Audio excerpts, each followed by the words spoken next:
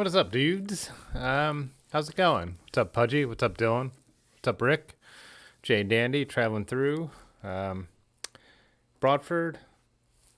I know Large Marge left his normal, extremely early comment, so hopefully he's in here. Happy trails. Oh, Large Marge, there he is. Farley, what's up, man? Yeah, I just got back from a ride not too long ago. I went out and we had, like, I think anyone who's in Ohio, it's been like crazy chance of thunderstorms and just on and off rain for since Sunday. And I decided, I'm like, I'm just going to go out. If I get 5 miles and I'm dry, then I'll keep riding. So I ended up stopping, grabbed a beer at Acronym Brewing and a crowler for the show. Is this their Hoppy Wit? Let's see. Just a crowler. Doesn't show what it would look like. But yeah, and then I'm riding home and I was like, man, I'm really hungry. So then I rode even farther and went and got a burger. It was burger night at a place I stopped in called The Merchant in the Cuyahoga Valley. And then I rode home and I sat down on the couch. I called Aaron and I nearly passed out. So I've actually been hustling to get the stream up because, yeah, I was, I think it's a little hot. I was using this to record some videos for an organization the other day. So yeah, my settings are off a little bit. So then I had to run down here. That's why this is off a little bit. Had to get this all set up and everything. So yeah, I'm glad I pulled it off. Glad I'm here. So what's up, Alejandro? What's up, Dimitri? I was just talking to, well, briefly, when I sat down to eat dinner, Dimitri was watching the same Twitch stream that I was by Drift King, he's a channel member, but I met through Terry B, man, long time ago, beginning of the pandemic, over a year ago, right? So, yeah. I was sat down but I couldn't hear anything since he was live streaming on Twitch and I was in a noisy bar. I actually had the last seat at the bar.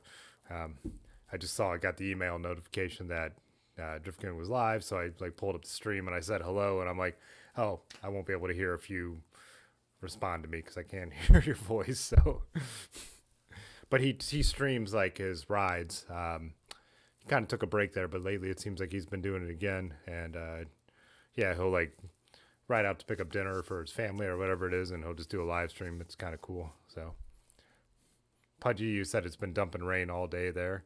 Yeah, here it's been. This morning was kind of nice, but I had too much work to do to like get out and ride. And then next time I looked outside, absolutely pouring rain. Me and Aaron wanted to ride to the farmer's market at Summit Lake. I needed to take some photos, and she wanted to go out and just because it's, what she does and all that stuff, check in on everybody, say what's up. And then, yeah, it just looked so iffy, so I didn't even bring my camera gear. I went out with absolutely no plan. I went by Highland Square to see if my friend Wes was bartending, but he wasn't, so I kind of moved on, went to Acronym, and yeah. Hey, what's up, Summit? How did it say it's buffering for you guys?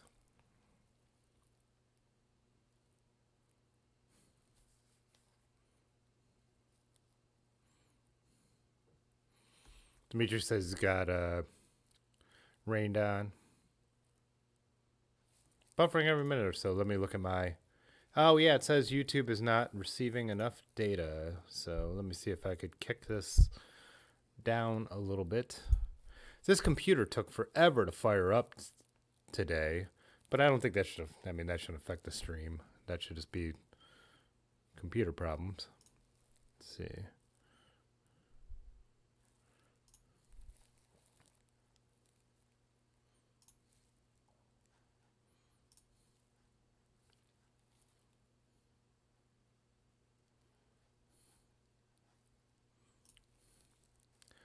I know there's a way to turn down. I have this set very, very high because when I was streaming upstairs, I had it hardwired, and I should probably adjust that so it's not streaming at as high of a quality from down here. And let me see if I could remember. I'm looking at all these settings, and now, yeah, I've literally watched like YouTube videos on how to set this stuff up. So yeah, let me just see if I could kick down the bit rate a little bit and see if that helps. So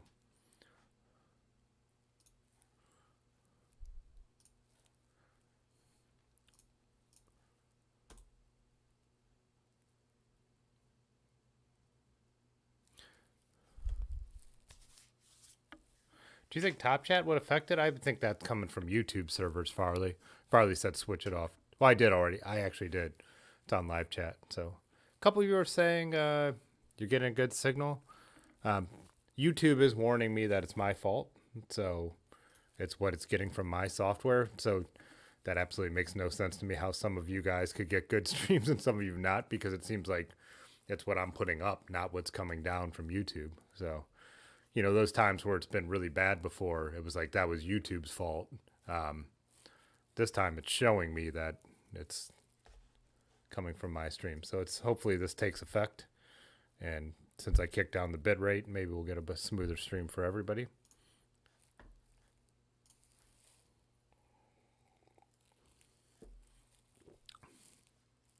Oh yeah, Summit, you got caught in the rain out on the Yeti ride, right?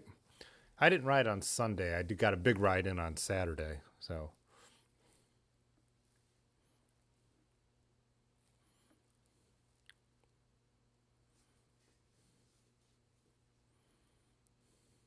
oh yeah, Large Marge was out doing a Century ride, the ABC ride, absolutely beautiful country ride with Micah and AJ, and I know they got absolutely like killed in the rain. Let's see, stream health is still not good. Yeah, it's showing me buffering too. Let's see if I could kick down the bit rate or something again. Output.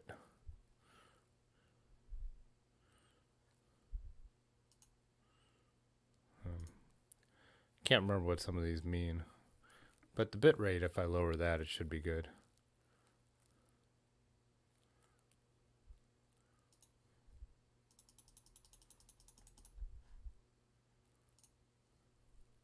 I have no problem with full Wi-Fi on the phone. Not that that's showing what.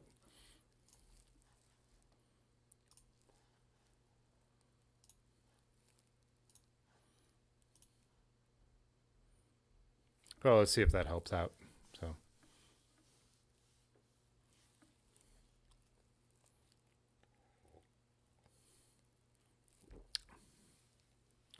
As of changing those last settings, it's showing me it's not buffering anymore. But it does still have an error message up.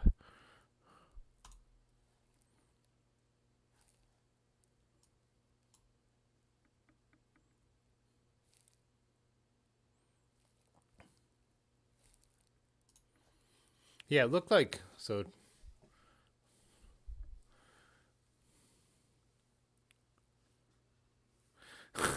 Hey, what's up, Rusty? Farley, I run nothing else on this computer anymore. I'm down in the basement, and the only thing I use an old desktop for is streaming. So I think it's the Wi-Fi, and Rick had mentioned, but what I want to do is I want to get I need to get a long Ethernet cable, and I just want to hardwire it off the modem, but I need to get I haven't measured it yet, but like a 90-foot Ethernet cable so I could run it from my office upstairs where I work down to this laptop or this desktop, so I don't have to worry about it being Wi-Fi. So I'm sitting down in the basement here, and the modem is up through a 1920s building, a whole floor, and this is a concrete block building. So, but we haven't had a problem till tonight down here. So.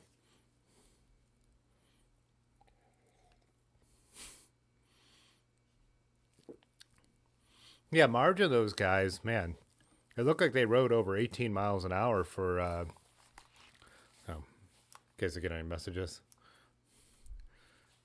Yeah, over 18 miles an hour for 100 miles? Plus they rode to the ride.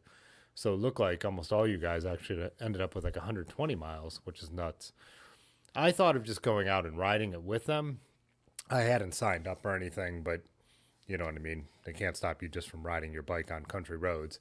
Uh, but yeah, when I saw the forecast, I was out, and then me and Funny Brad rode almost 50 miles on Saturday. Really good ride. We rode out to Wadsworth Brewing, but he showed me a lot of an abandoned road and then some trails, which are like, for any of you who live around here, kind of like Honda Hills, but less hilly. So I think Summit Perry's been out there. I don't think Large has been out there yet, but yeah. So we went out and out by Lake Dorothy, and so yeah, some really cool rides out there. So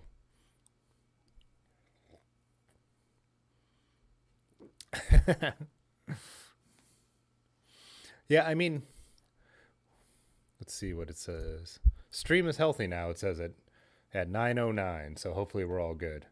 It's weird. It has been weird to me. Like my internet over the years has slowed down with heavy rain, and I'm always like, how does that make sense? Because you know it's either fiber optics or coaxial cable.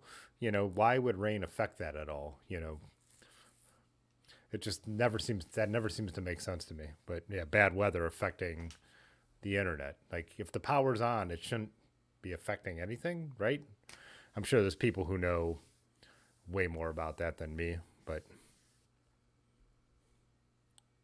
oh, Summit, you might have some cable I could have. I'd take you up on that offer for sure.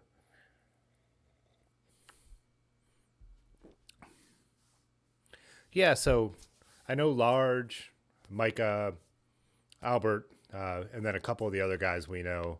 I think did Cameron do it too? That have not been on the channel before, but went out and did that ride. Friday night I rode with Large and Aaron and Funny Brad. Our friend Gabriel was in town. He lives in D.C. now. Kenny from Missing Falls Brewery. Uh, Friend Ryan Hugh, the chemist from Goodrich. A bunch of us got together on Friday night. Mostly, I mean, we would have all wanted to ride anyways, but to see our friend Gabriel, we rode out to Kent, had a couple beers at Greg Milo. So that was a great Friday night. We had a good ride, just like a 30-mile out to Kent and back. And then, yeah, me and Funny Brad did that Saturday ride. And then since then, it's been just this spotty rain. And so I haven't ridden since the weekend until today. And even today, if I looked at the weather and made my decision based on that this evening, I wouldn't have ridden either. So I know those of you I follow on Strava, I've seen who's gotten out there and who hasn't. But I also noticed there weren't a ton of new pictures in the Discord. So speaking of that, let's see what the oh, Summit, yeah, the gravel road, it's actually on Google Maps, it's called Limestone Road. Yeah, and part of it is paved. You have to jump a fence, not a fence, but a gate. No one's out there. I mean, I'm sure you're trespassing, but there's no one out there. And yeah, so it's called Limestone Road. You ride that for a while, and then yeah, there must have been a big warehouse or something there at some point that's all torn down. Funny Brad said the rumor is they were going to put a neighborhood in there. Someone said the power company owns it now. Maybe there used to be a power station on that dam.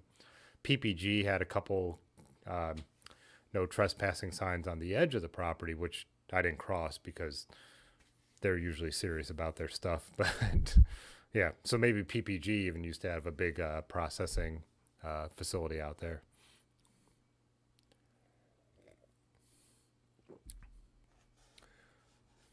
So I was just looking at this before I came on, and Alejandro had a Smittix. Did they change all their labeling style? Or is this a different kind of Smittix? So, an Irish Red, a classic Irish Red, they're owned by one of the bigger breweries, but I've never seen it look like this, and I guess I haven't bought it in a long time now. So I was just wondering if they changed all their branding. I used to get this for St. Patrick's Day sometimes because Guinness is gross.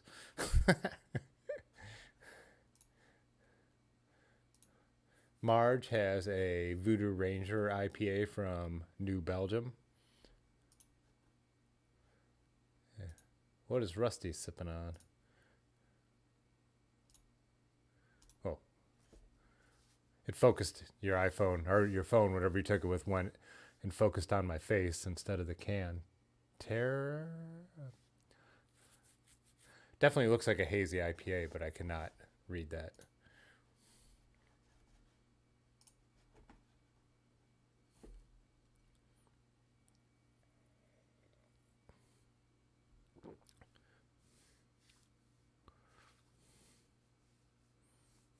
Did I not say PPG Summit? PPG? It's PPG.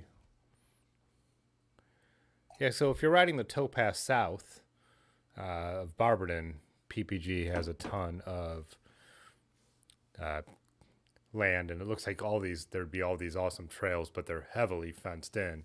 And if you look at Google Maps, it's all these ponds that they've used for waste disposal. It would be really nice if at some point they would be able to open that up, but I'm sure they're a huge corporation that's worried about liability. I think they're British, aren't they? PPG originally, and what they make soda ash, right? They mined for soda ash to make glass, I believe. I can't remember. There's all this really nice signage about them on the towpath because I'm sure Dan Rice from the Ohio and Erie Canalway Coalition had to sweet talk him to get the towpath to even go through there, about a decade ago. So,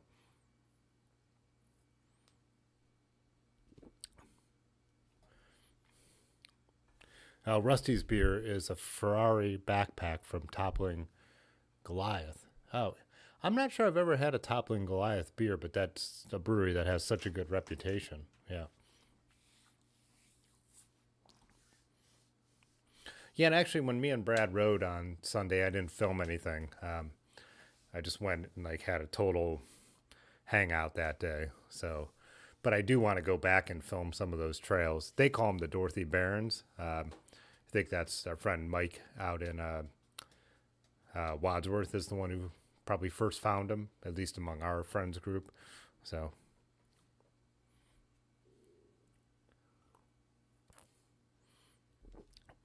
but yeah, it was one of those days where it was like, yeah, I just want to ride my bike and hang out. And it worked out perfect because when we were sitting at Wadsworth Brewing, we were sitting on their back patio, got to chat with the owner for a minute because I've run into him over the years a ton of times.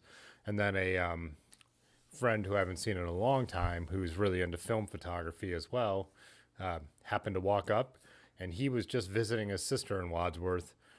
Needed to take a leak on his way home, and he was like, "Well, I'll stop in that brewery." And walked up, and then we ended up hanging out with him the rest of the night. He drove and met us over at Magic City. Then he drove and met us over at Missing Falls. So Pittsburgh Plate Glass. That's what PPG stands for. Yeah. Hey, what's up, Obsolescence? He said they make paint in addition to all kinds of chemicals. Yeah.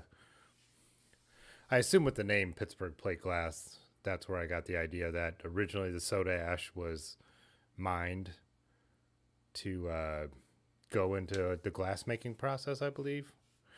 I've At some point, like I said, I've read all the interpretive signage, but now I've kind of forgot. Traveling through said so nice to roll without the camera. Yeah. Once in a while you gotta just go out and not worry about it. I I'm more comfortable with a camera than not, even if I have like tonight I brought my GoPro on my ride.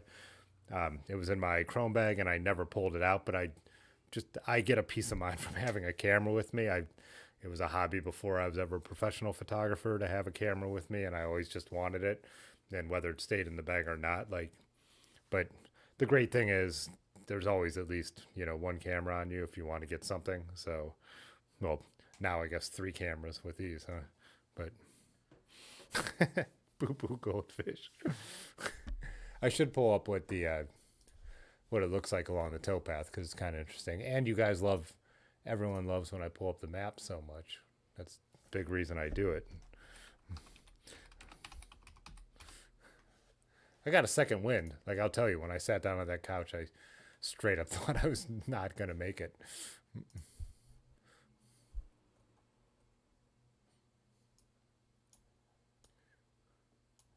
Let's see, Portage Lakes.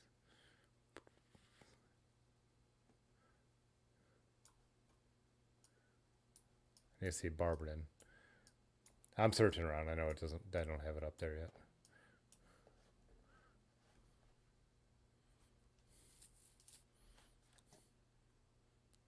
Why is it so blurry?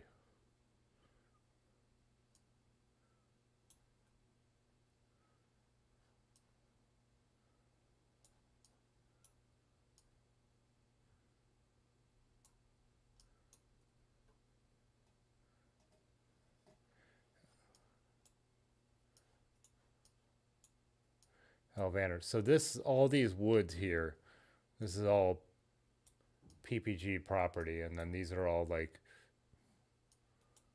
soda ash swamps. I don't know what you call them. Yeah, so as you ride down the towpath, it's all fenced in on both sides, and then all this property is PPG property. Oh yeah, Steven says where's their house? That must be where they used to have their big production facility.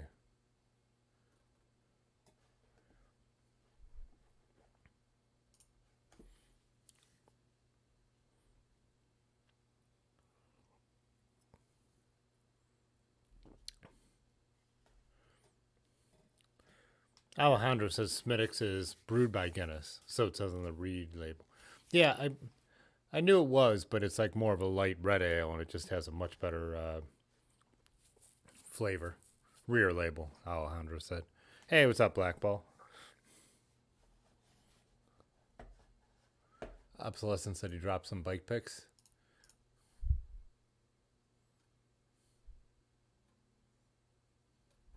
Let's see if I can.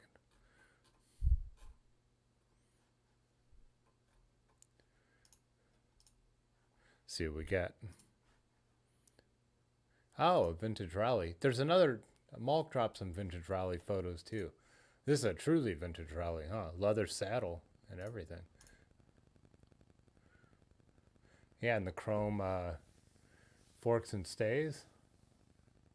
High flange wheels. Wow, that looks cool. Yeah. The rear derailleur says SIS, which would be index shifting. Yeah, it's cool looking.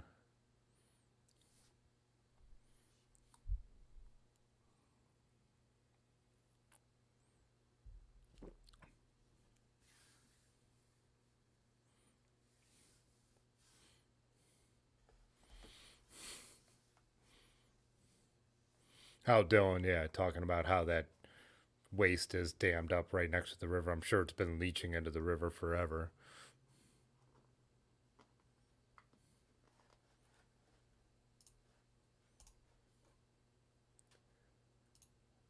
Oh, it's actually a Carlton rally. Nice.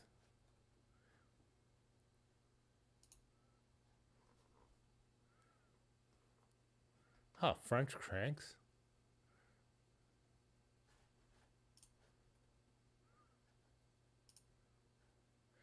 That's unusual. That it would be a rally with simplex parts and strong light cranks, unless someone put these on later. That simplex is the kind of similar to the derailleur I had on my Jeton, which they're plastic around there, and they pull from the one side, which they had a reputation for breaking. That's a real mix and match going on there. I wonder if someone way back in the day mix and matched it. Center pull brakes.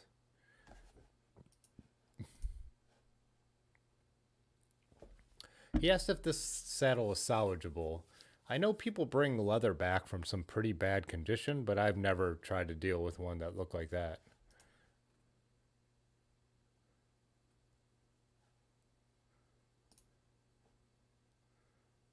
And then what he said, cleaned the Miata, new fork, and experimental shifters. Let's look at the big one on this. I got a glare right where I'm trying to. Oh, are those like the Gavinol shifters on the end of the brake hoods?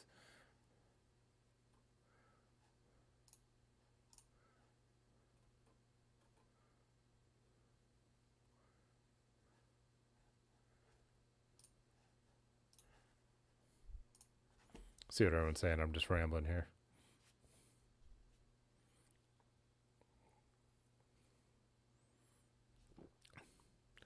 Oh, Obsolescence thought the rally was a 73. Wow. Hey, what's up, Nicholas? Obsolescence was saying so he thought on that rally the rear derailleur is what's been changed out, which, yeah, for sure.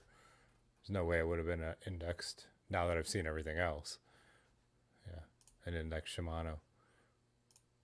But shifting friction, yeah, it doesn't matter what the rear derailleur is really, as long as it fits. It's a weird mix. I'm surprised to see the chain guard on the front crank on a bike like that. It looks like a strong light crank. Strong light crank from that star pattern. It's what a lot of those French derailleurs look like.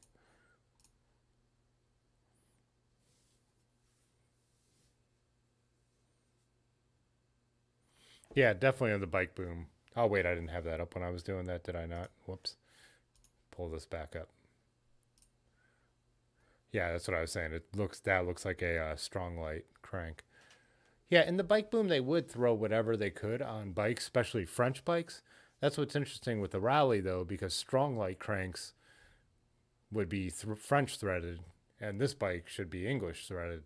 So you wouldn't think they'd be compatible. But that's not to say that whichever company had more of one thing, they might not have switched it up just to get stuff out there. A lot like the world we live in right now, where people are just trying to get parts out, no matter what they are. So, does that say strong? I can't.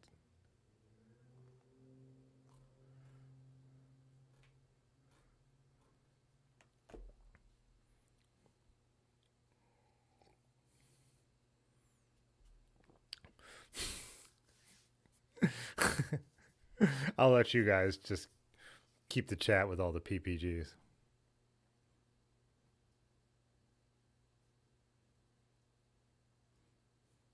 Hey, what's up, Patrick? Oh, there was another rally. Is Malk's in this section, or did he put it in? Oh, yeah.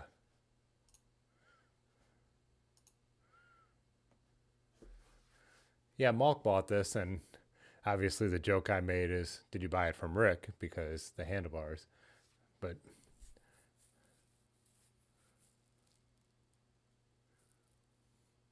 I would guess this is more of an early 80s rally.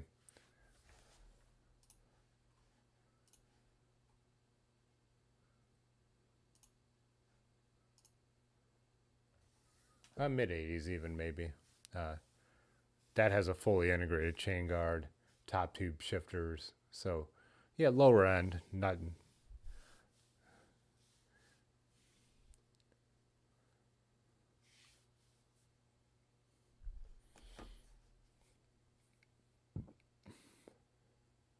But could still be a great riding bike, especially with some, modifying it to the way you want to ride it. So, whoops.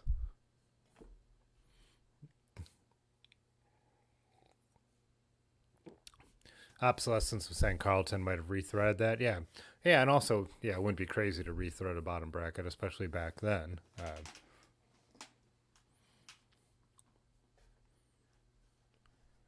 I was also looking at where did Summit drop the okay in the fix this bike section. This auto bike, which we have to check out. I'll get to the polls about the weird bikes, not weird bikes, but the bikes we were talking about last week. So he has a video of this, which we'll have to pull up. So it shifts automatically, and it must be on some kind of weighted system with these parts sliding on the spokes. It is so weird.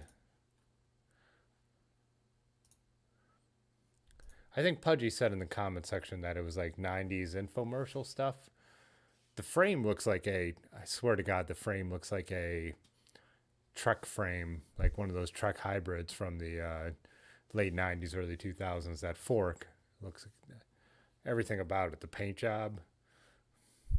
I wouldn't be surprised if Trek was making these and selling them to somebody who just. So let's check this out.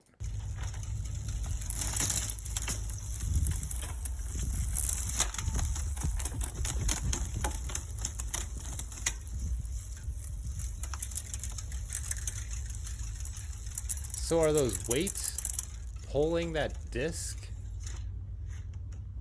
As the faster you spin, is it that these weights like slide down the spokes and pull this disc here out, which allows the chain to shift up the block? That's what I have to be guessing. I want to play that again. It's so weird.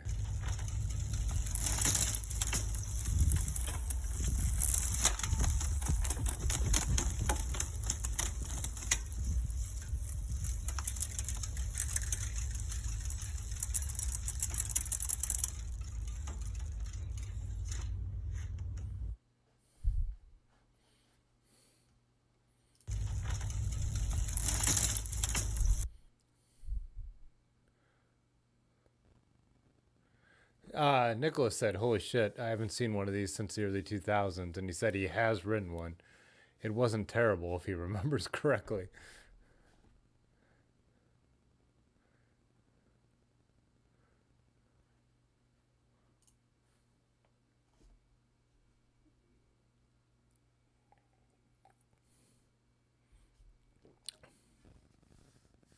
Let's see where we are on this chat.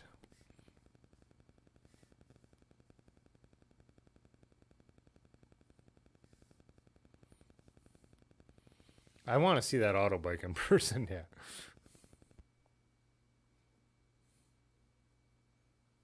Pudgy said those auto bikes were around 1998. Funnel cloud, Dylan? That would just be a. So I guess, is it only a tornado if it touches down? But a funnel cloud is what a tornado is, and it becomes a tornado if it touches the ground, right?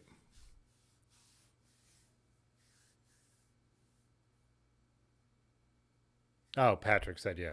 A tornado that hasn't touched the ground. Yeah.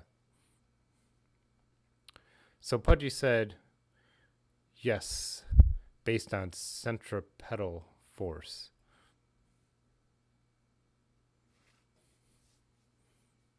Oh, Nicholas said a friend in grade school had one. It was kind of wild to ride. That'd be fun to try out. I bet now if someone made them, not that it would be what you would want, but I could imagine they could do a better job with that whole system now, right? They could probably even do it electronically.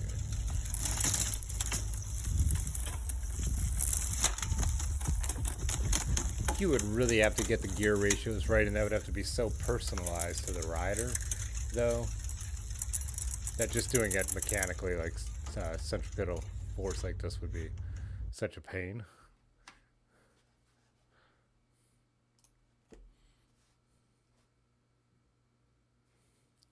Now, someone said there's a spring thing on the other side that moves with the weights. Yeah, is that what that? I saw there's kind of like a piece you could see back there. Yeah, something in here.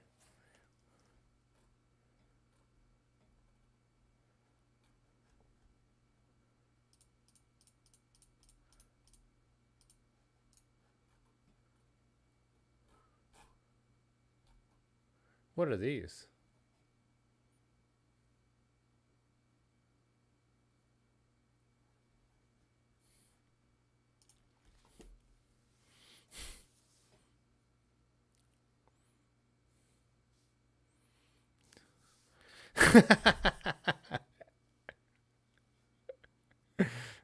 Sorry. I was cracking up at the Rusty trying to help Rick out on the bars, and everyone told him to shut up. Group ride this Saturday. Some guy was riding a standing trike. Slower than me. What's a standing trike? I'm trying to picture what a standing trike is.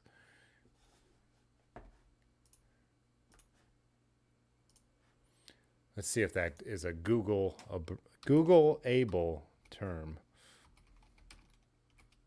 Standing tricycle.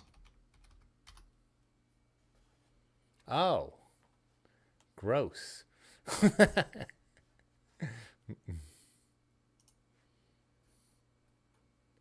Like this? I've seen those.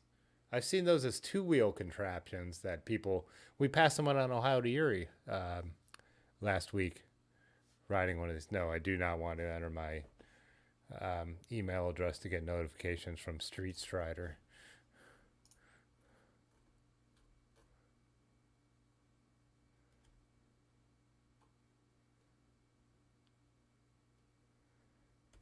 With 3 gears, the 3i is ideal for short to medium length rides on flat roads.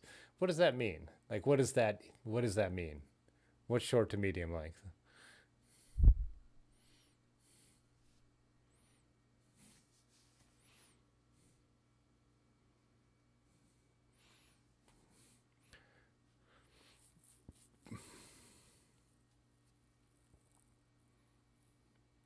Where was that?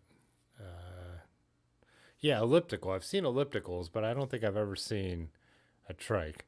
Rick said it's not quite, but close. Let's see what else pops up for standing trike. Oh, let's make this an image search. Like this? What is that? Oh, it's an E one. It's an e-bike.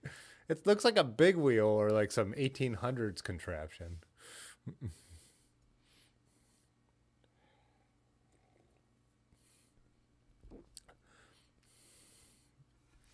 Yeah, I don't. The elliptigo thing, man, just do something else. Just do something else with your life. Just go for a walk. Yeah, sorry.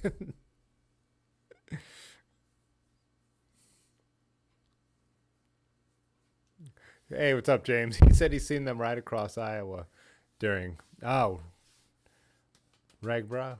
That's the across the state ride, right? Why would you want to ride like that? There's so many better ways to ride.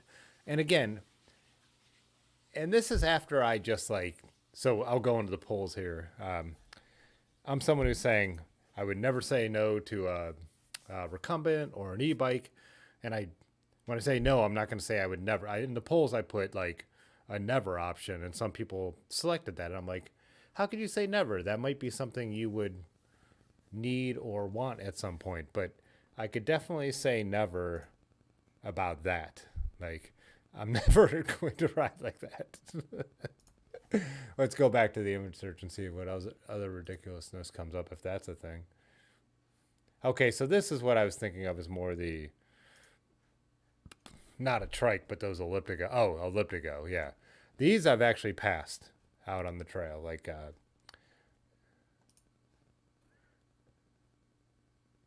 where's another standing trike? That's what I still have in the search. What is this one? Look at that. At least that's more like a bicycle. It's like a recumbent, kind of. Uh,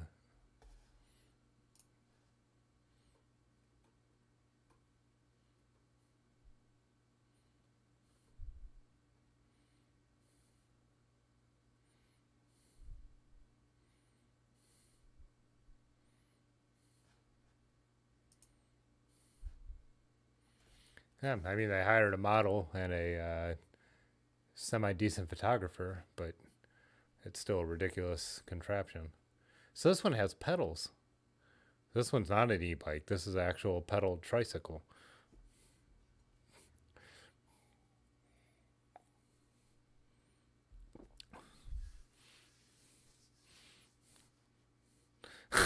Rusty.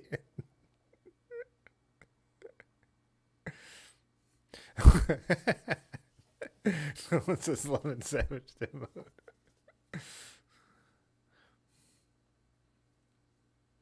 Drunk Tim would ride that in a heartbeat.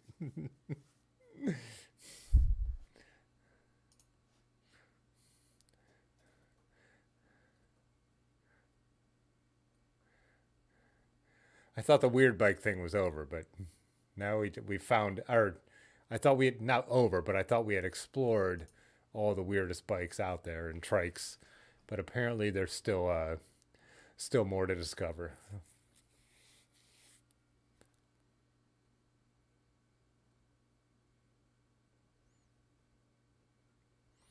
I think that does it for about. I was going to say the legit versions, but none of those were legit. Let's be honest.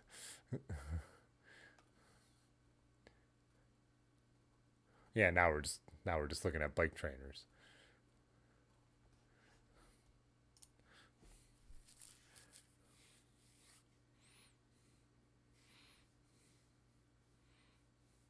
What? Yeah, what's Summit did have a work trike up there. Did you have that in bike pics? Oh yeah, he said Kabuta is in for service. Got the loaner vehicle.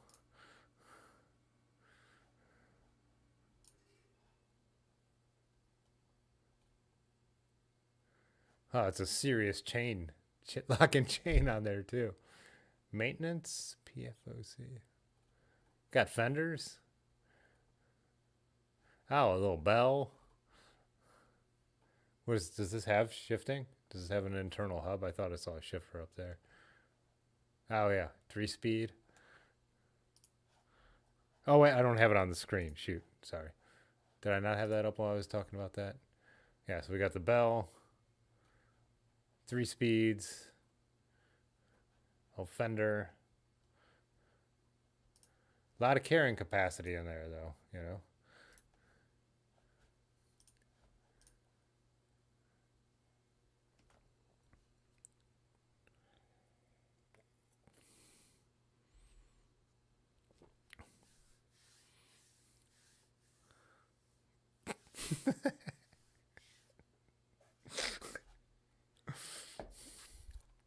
And we have another new.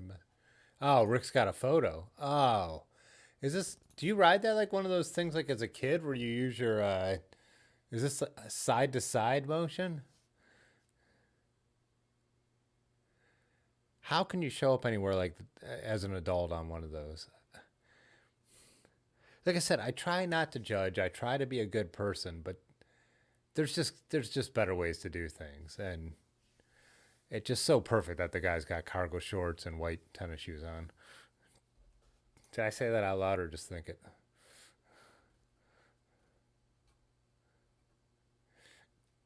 I hope this is.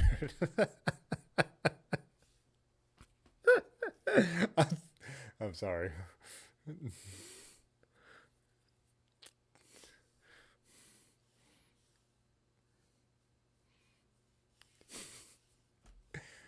So when we still, I think my mom has it. It was always at my grandma's house. I don't know which one of my mom or aunts and uncles it was. It was the thing you sat down on, and you did what that trike did, or it's like what we call tic tacking on a skateboard, right? You could move yourself forward by that side to side motion, and that's a cool thing to do as a kid or as a skateboarder. But that is not a way to ride something as an adult.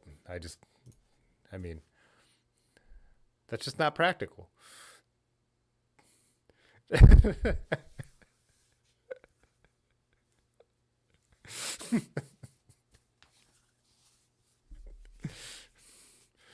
Yeah, like skating thought he was gonna go to. Oh, Summit. The trike was a coworker's. So like the trike, like Summit posted. Um, Let me get this back up here. There's a bar right down the street from me, and when I used to run, when I first moved it to the studio, and before my sciatica really acted up, this bar is next to like a normal restaurant, and then there's this bar that is just like,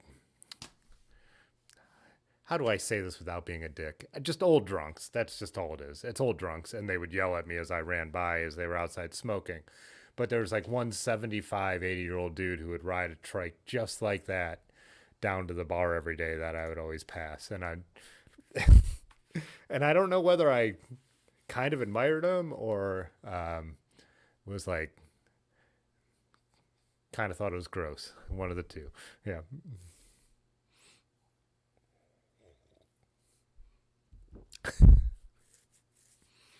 Oh, Summit wants to know how that thing works. I mean, literally.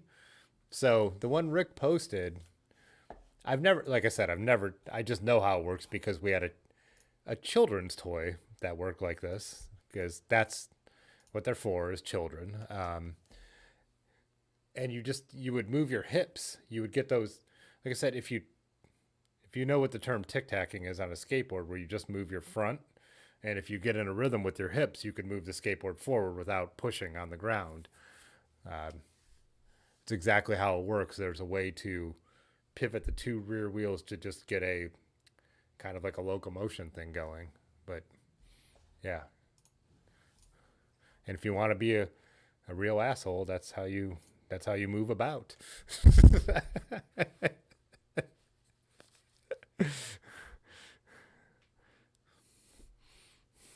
I liked Summit's comment on the trike.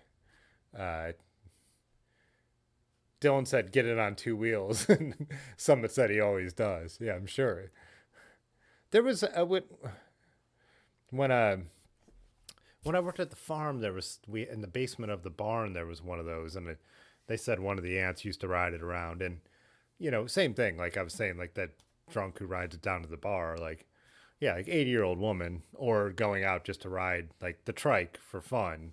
Like I totally get that, and putting it on two wheels because now all I could picture in my mind is Summit like cornering that thing up onto two wheels and cruising around, which would be hilarious. But the thing Rick posted is just, I mean, that's only funny. I mean, you could only make fun of people for riding that. There's no like, they are not in on the joke when you're ripping on one of these things. Like they are the joke. Am I right? Am I off base? Am I,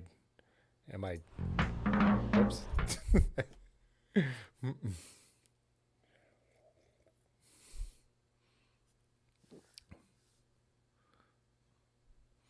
Blackball has an excellent point that he just posted. He said, I think guys ride those things not to get somewhere, but to talk to people that will inevitably stop them and ask them about them. I think you're right, but I think they're overestimating what people think of them because I think they're thinking like, people are talking to me because I bought this cool device. Yeah, I have an uncle who would like ride one of those. He doesn't, but it would make sense if he did. Um, because that's the kind of person. You're right. You're absolutely right, Blackball.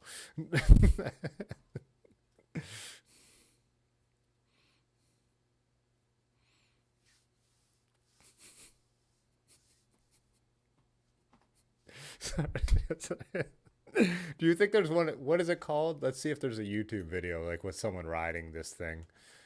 Uh,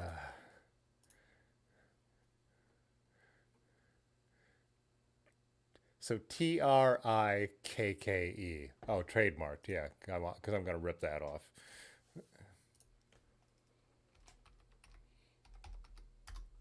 No, I didn't have it up again when sorry, I was saying that, but let me get the real browser up.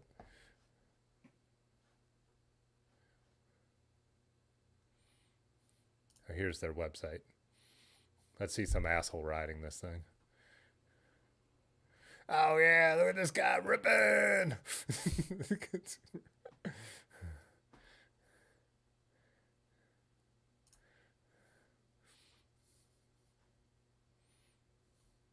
Oh, this is like an E version. I want to see the human powered one.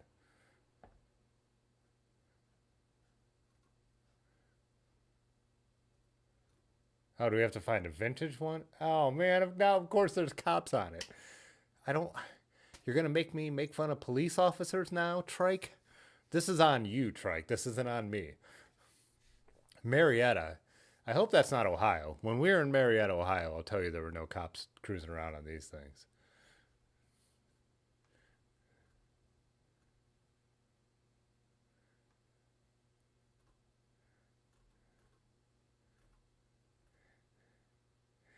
Oh my God, how much did they have to pay that woman to stand there with these dorks?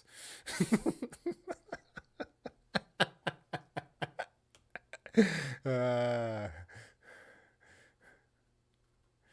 I hope your friend isn't watching. I hope you didn't tell him to watch. Okay, the ski one makes a tiny bit of sense. Oh, look at the golf one. Oh, you better not mess up or you're going to have a 9 iron right in your nads. That'll be a fucking hole in one if I've ever seen one. All right, so their website, the other ones must be vintage because they're showing all E stuff. But this is the company that came up.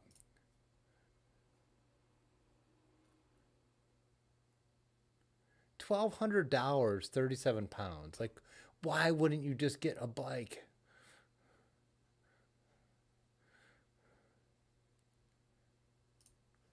See what they're posting about on their blog.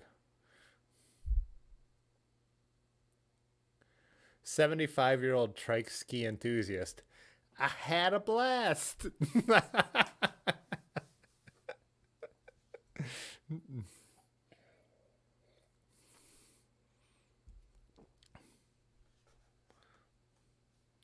Oh man, sorry, I got totally sidetracked.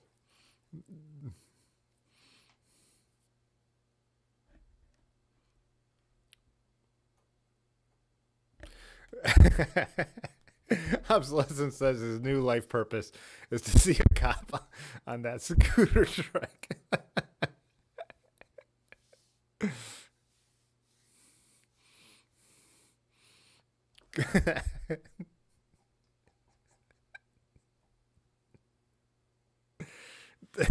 I agree traveling. The ski one is the only. It's the only reason this could be legit. In Raleigh, North Carolina, tourists prefer trike tours over segways.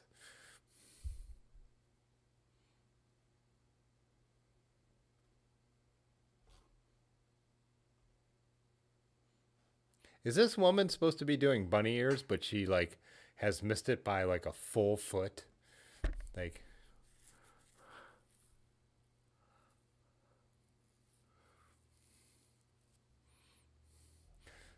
all right, let's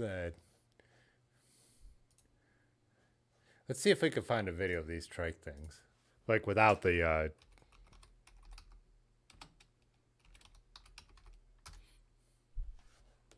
Oh, here we go. Let me turn the desktop audio off real quick.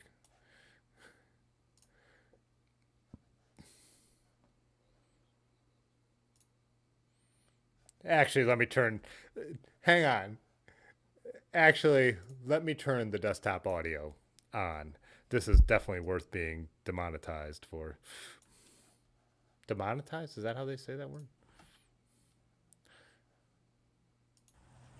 All right, initially you'll notice when I take off, right here, boom. Notice that my left hand pushes straight down, right there, Oh, yeah. See, with the arrow right there. okay?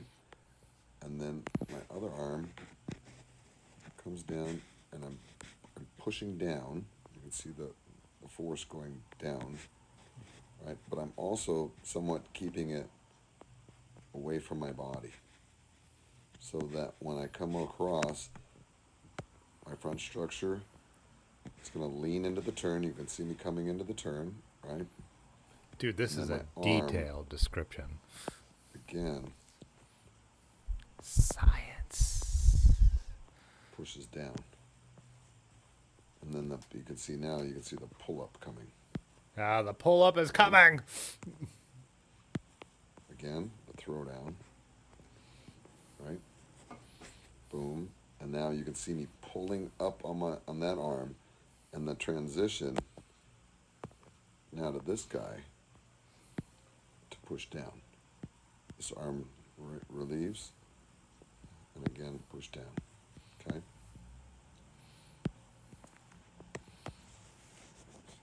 Over here. This back of 10. All right. So every time that I lean over, notice that my weight is coming over. I'm transferring my weight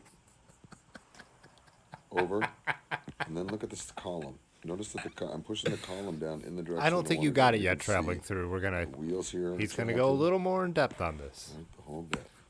Hang on. You're jumping the gun traveling. And again, my top of my body comes over, and I commit. I'm pushing down on that right hand, and then again, boom. You can see. Boom. Push down. Boom. Pushing with this outside leg. Boom. Right? Here I'm somewhat pushing away. Unloading the inside, you can see my foot begin to come up, but all I'm doing is taking my weight off of that and pushing down with my left. Right there. Funny Brad coming through at the right time. Oh, circles. We got circles now. Elbow. Elbow. Elbows are very important, people. All right. So more of the movement, pushing down, looking over my other side, and planning my move. You can see that I'm already committing my weight. Committed. I'm wanting to He is transfer committed.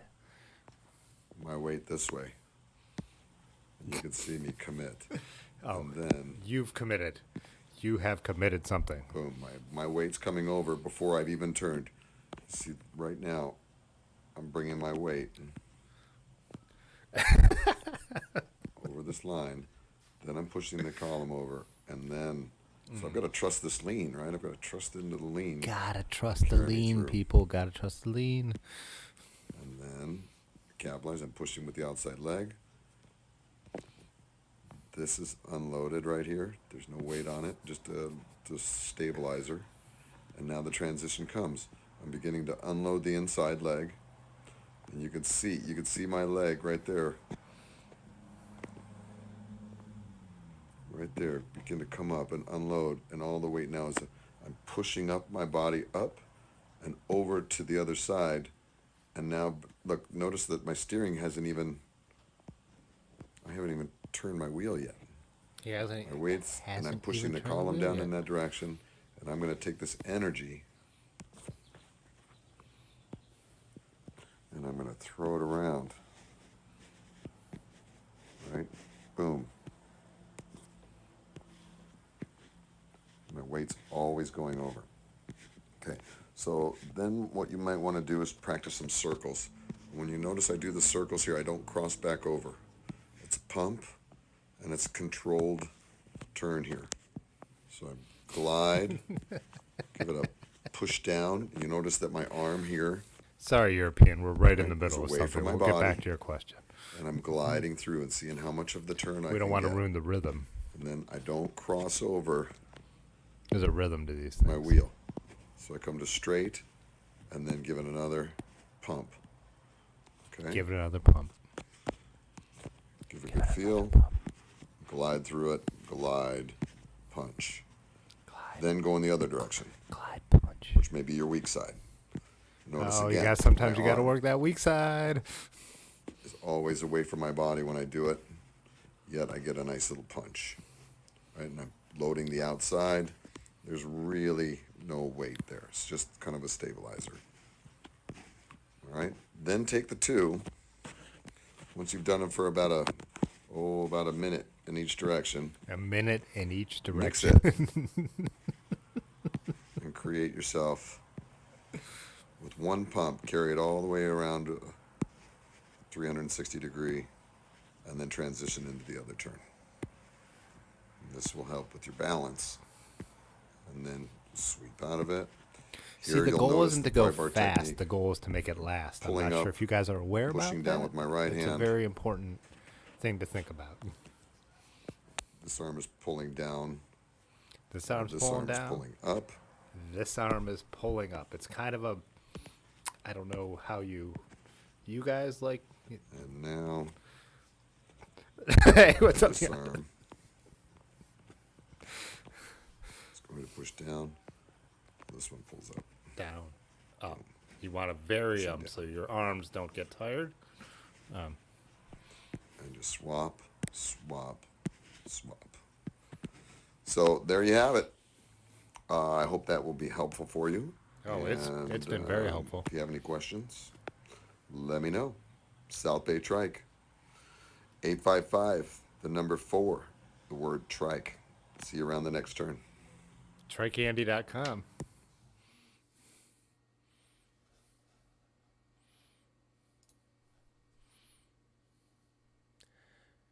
Is this a whole series? Because now it says part 1, keep the line in mind.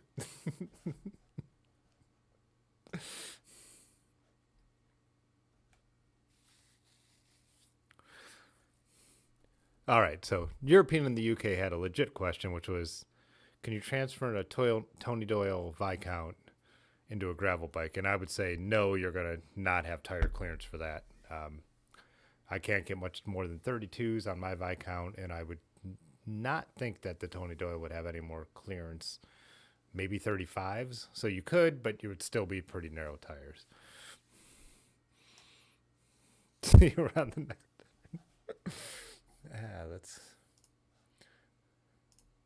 I just feel like I'm learning a lot, and I just don't want to stop right now. Well, one of the things that people try to figure out is what to do with their handlebars as far as how far to go forward, as far as how far to turn left to right with their handlebars. And a lot of times people get their handlebars a little jacked up, which creates Are you problems familiar with there. Trike Andy? So one of the Broadford? things you can do visually when you think about riding your trike is to think about the line from your foot to your wheel. And this line is how this wheel appears in relation to your trike arm and your trike platform. And if you can consciously think about how you want your front wheel to be, always in this line, here, through here, so that when you come back around to make your secondary turn, you basically repeat that so that it becomes the same kind of line, so that it becomes line from here, a line from here, straight back to your platform. The line here, here. So even if you're a heavy or deep carver and you want to bring your trike down to make really tight carves, you can still get that same relationship. Even if you're deep carving like this or like this, you still keep that line in mind. Slow it down. Slow it down. Slow down. Don't have to go so fast. Don't jackknife. Like, even if you're doing small carves where you're going here Where are the arrows? to here, or bringing it down How can we know lower, what's going on without animated see arrows? the line is maintained. Just like that. Left to right. And handlebars are not going all the way in. You go like that, you're risking being jackknifed. So you want to keep your line Don't want to get in mind. jackknifed. Keeping in line. Your body, from your hip down, if you keep that line in mind, then you keep your body in relationship between your See body ya, Nicholas. and that front wheel too. So you keep that relationship in mind and you move forward so that your knee is focusing I'm picturing on that same Dylan. line as well. Dylan, So the knee, you've platform, taken scooters the to a arm, new level. the wheel, This all is going probably in the same direction. You switch off. territory that you could really Same thing. expand with, really take to the next level. Lift up. I hope that didn't come Move across everything in horrible. this It wasn't direction supposed to. so that it becomes motion stays in line. Just like that. Everything is related to the line.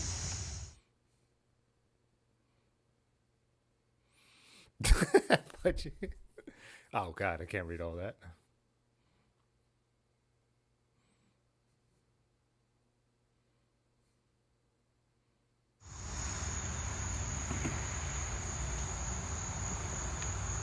It's all about the basics, Funny Brad. Nobody ever gets past. Nobody ever gets past this. They ride these things 5 times and then they buy a bicycle. Trusting the lean.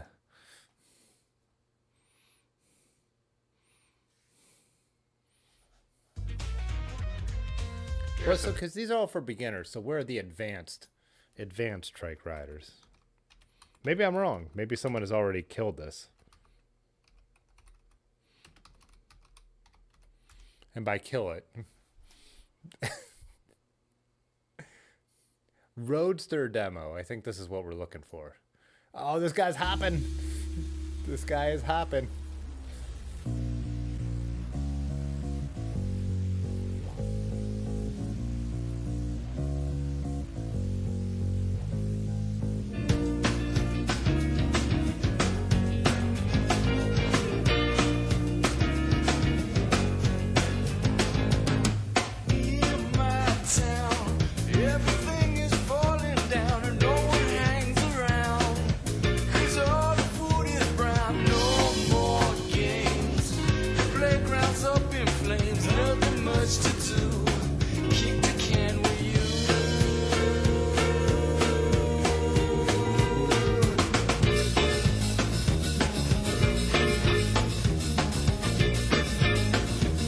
Oh yeah! In my hands, nothing ever goes as planned. It's hard to understand every grain of sand. No more time, save a nickel, lose a dime. Nothing much to do. Rusty, is this not extreme enough for you? With you. Dogs don't swear. Dogs don't swear. Dogs don't swear. Dogs don't swear.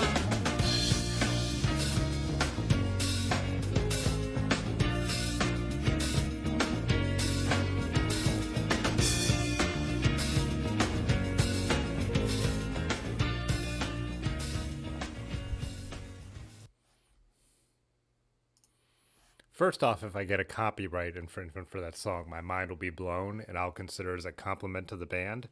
And, you know, that 25 cents will be, I'm sure, the most they've ever made.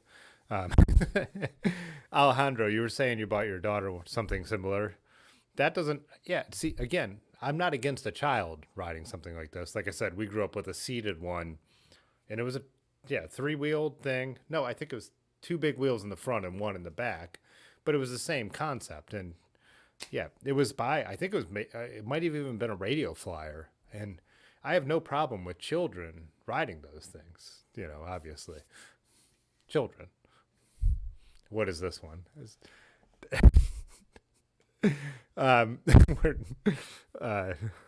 Who said they were? I saw someone say they were over it. Rusty said he was over these, but that's probably before we got to the extreme ones, right?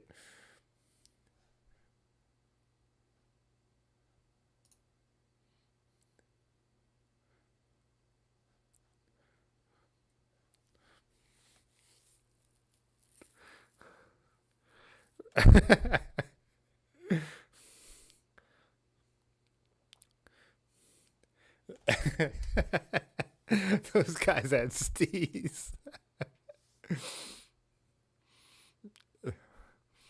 So, I have a question, Rick. Were people more taken aback by the locomotion trike, or did the locomotion trike give you a pass on your handlebars because all of a sudden you were not the weirdest guy at the group ride?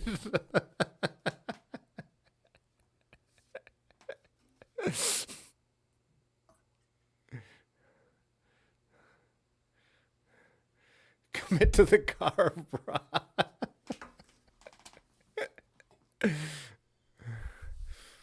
Oh, do they have like an extreme version, like an off-road? No, that they seem like a horrible idea off-road.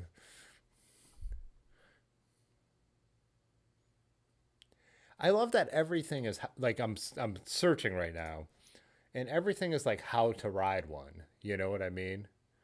Like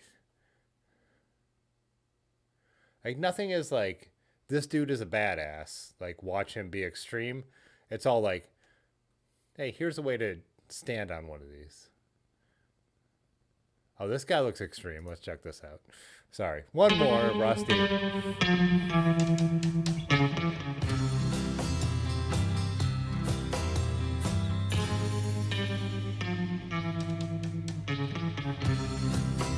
It's like some music I would use. I can't argue with that.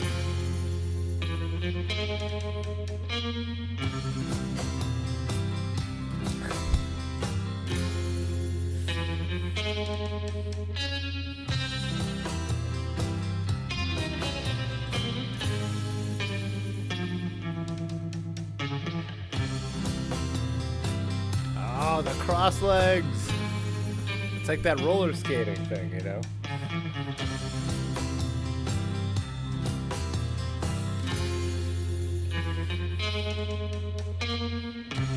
Pudgy, I think we got it right here. Oh, is he gonna Frogger it?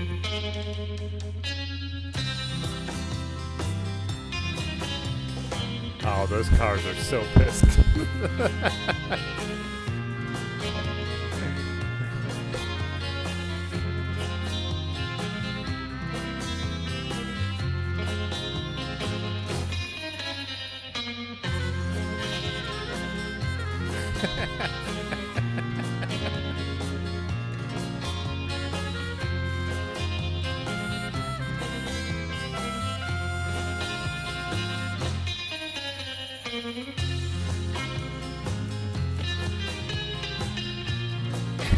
Yeah.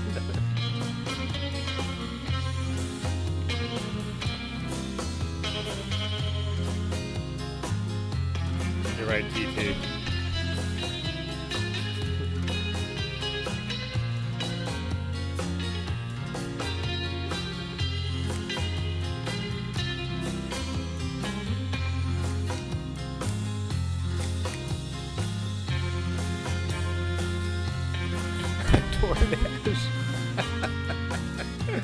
Hotline.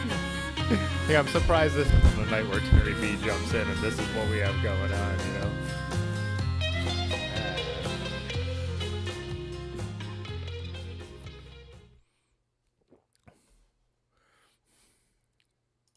All right, Pudgy. I will Google extreme trike, but I'm pretty sure that's what we just saw.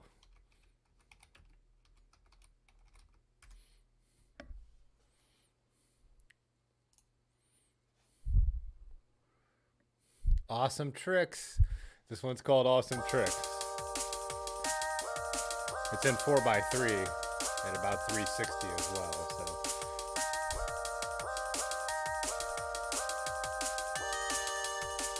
Oh, these dudes know music though. If I could say one thing about the trike community, it's their sense of tune.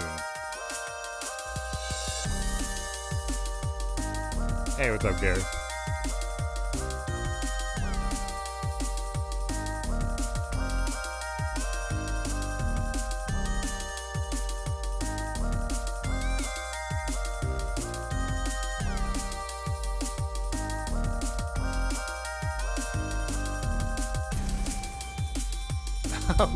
So there is a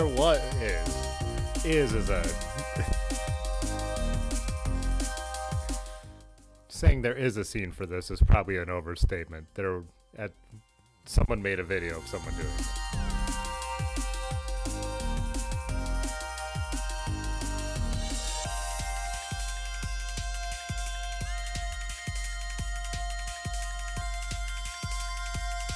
He did an endo.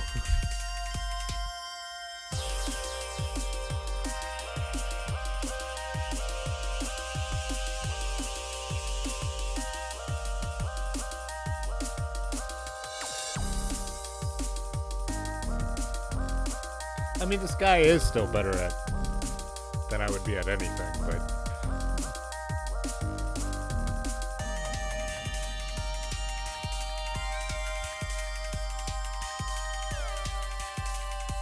yeah, traveling through, you did.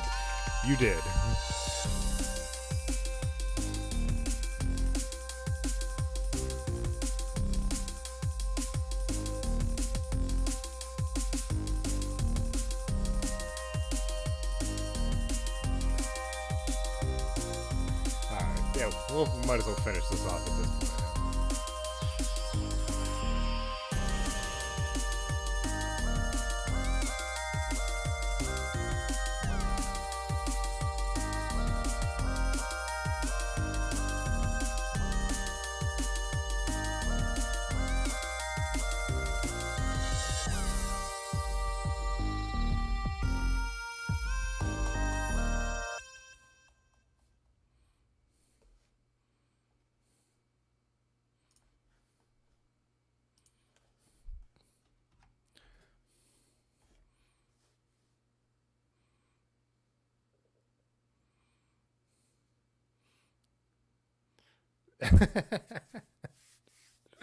Yeah, Gary, I do like the surf music works great for the cycling videos, and I should use more of that. I just try to keep it all mixed up.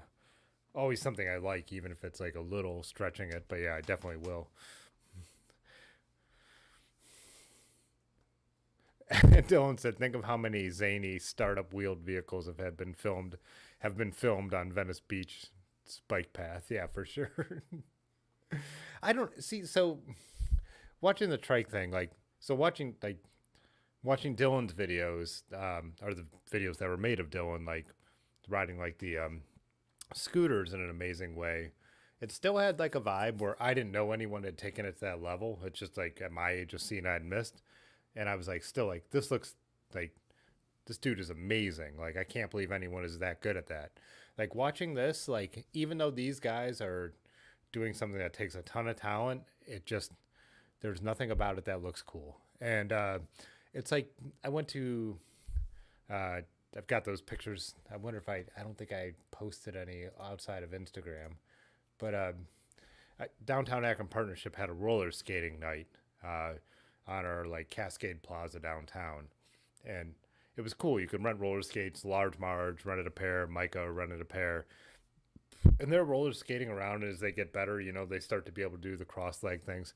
But the guys who were there, who were like really good at roller skating, like I was like, yeah, like there's just a level that it doesn't matter. It doesn't, roller skating just doesn't look cool at a high level. It actually looks like you've put too much effort into this. So I don't know. I try not to make fun of anything anymore because I'm like, man, there's, talent in anything, right? And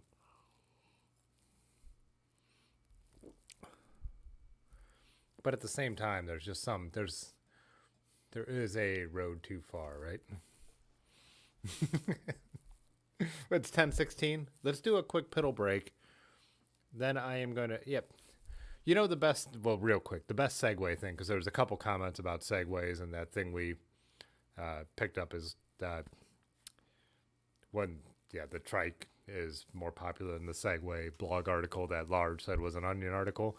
But the Segways, yes, I don't think anyone looks cool on a Segway either.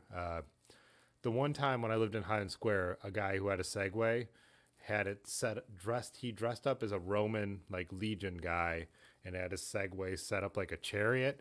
And when that guy went by down the street, I was like, that's the only time a Segway has ever looked cool. So, and I think that'll probably remain that way. Anyways, thanks to the members. Let's take a leak and we'll be right back. I just want to take a quick moment during this break to thank our channel members. Their financial support really does make it possible to do this many live streams and produce this many videos. So thanks a lot. If you're interested in joining, we could drop a link on the screen in the chat right now that you could check out and follow that link and join the channel and get some special perks too. Anyways, thanks to everybody else too for tuning in. I really enjoyed doing this. Check out the merch store and also drop a like on this video. Thanks, every little bit helps. We will be back in a couple minutes.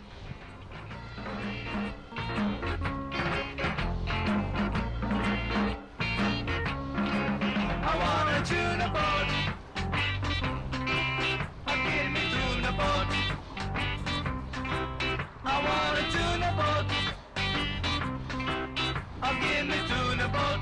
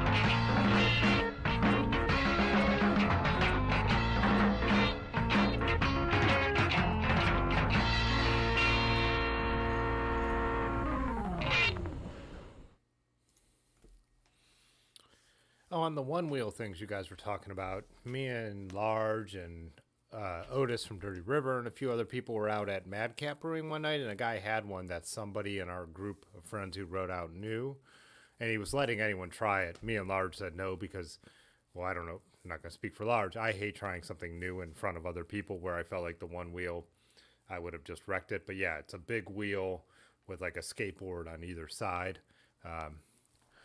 remember that made Otis really mad. Like that thing, when he heard the price, he was like, you could get such a nice bike for that price. But I see why people like them. Yeah, one wheels. And now, like those new, there's the other kind. So one wheel is like a skateboard with a wheel in the middle. And now I'll see the guys with the wheel and your feet goes on either side. It's almost like a one wheel Segway. Rusty said the video was so blurry and low quality that you can't read anything on screen. Huh.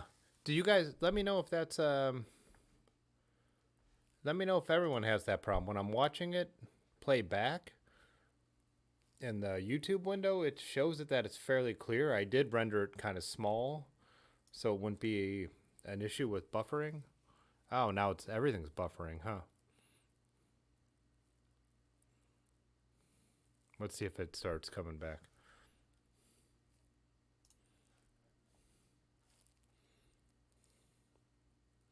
Yeah, the quality went down again. So I think the members video is the right quality. I think it's the buffering that like drew down the quality. So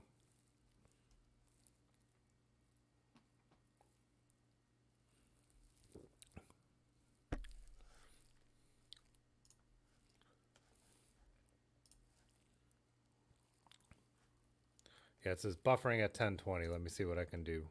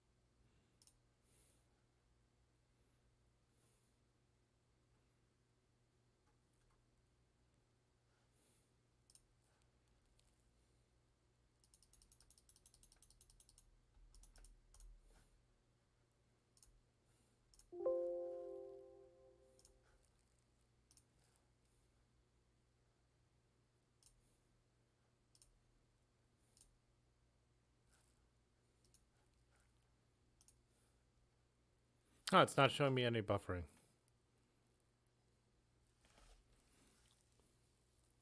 Yeah, so Funny Brad says, looked fine to him until the buffering started. So yeah, I think the members video actually kicked us into the buffering mode.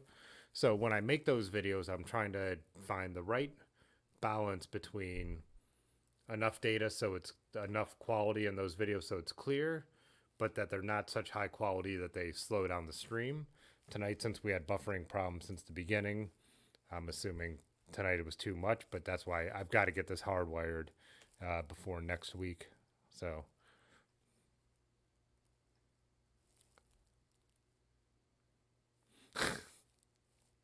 see, now I'm not seeing any buffering. Now it's stopped, but it's still saying it's not getting a huge ton of data. So yeah.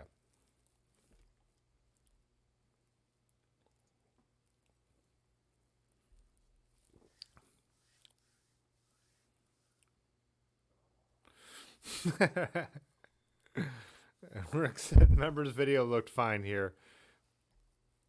Well, he said poorly graphic design, but fine. So poor English, Rick, but I get your meaning. So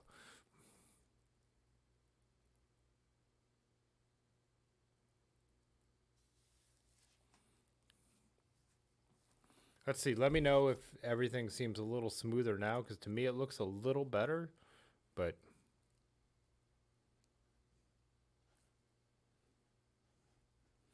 it hasn't given me that the stream is healthy yet. But when I look in the window that I have, it's not showing that it's buffering.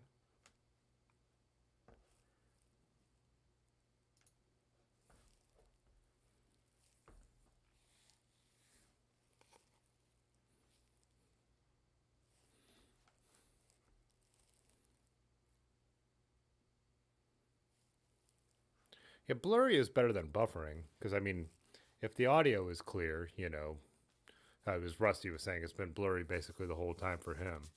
But that could happen on either end of things. So the buffering is the unwatchable thing, which is actually the problem that YouTube had solved. which is what made streaming video viable, which is why Google bought YouTube. Is so before, if you had too much data, stuff just, buffered or stopped.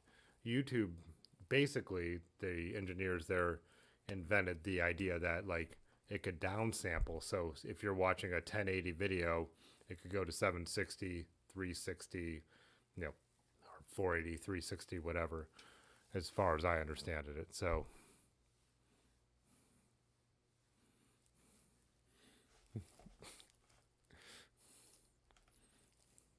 anyways, I'll throw up these polls, see if we can get this to work real quick. If not, it's late enough that we got the hour in.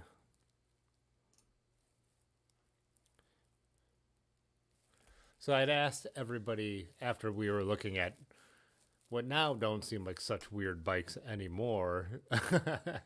I was asking about, like, we were talking about the alternative bikes last Thursday, and I said, e-bikes, would you ride one? And so Already Do was 12%, the Never was 14%, and then I wrote When I Need One, which hand in hand with the stream I was talking about, like, if you got to the point you couldn't ride your bike right, or you got injured, and an e-bike would make it so you could still ride your bike, 64% said they would ride one then. And then just as a cost factor, because I'm thinking like, hey, maybe there's people who don't ride an e-bike because they can't afford another bike or don't want to spend the money on the e-bike they would want. That came in at 10%. So the way I look at it, like 74 plus 12, so only 14% would never ride one, which to me seems to make sense. I would never say never on the e-bike thing, so...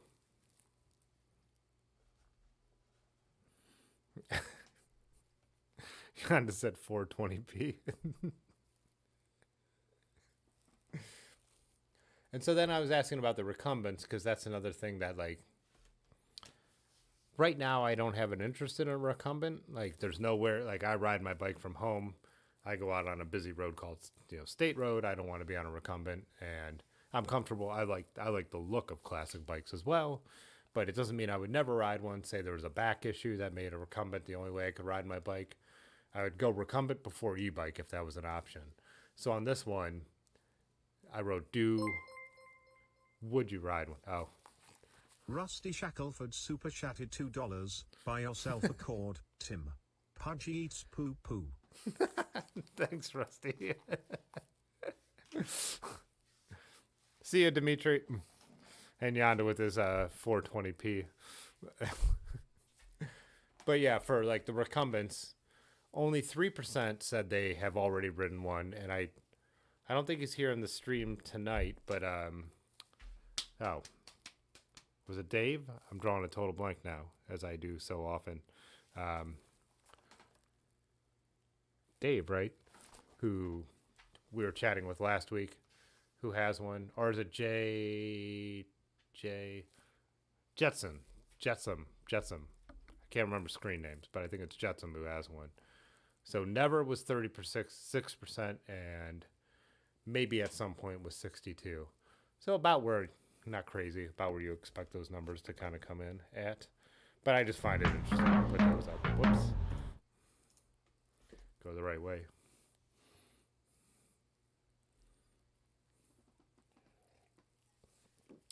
Rick, you said e-trike. I think you're too high. There was a lot of e-trikes in those searches. That trike company, that seems like to have been their pivot. Yeah, what...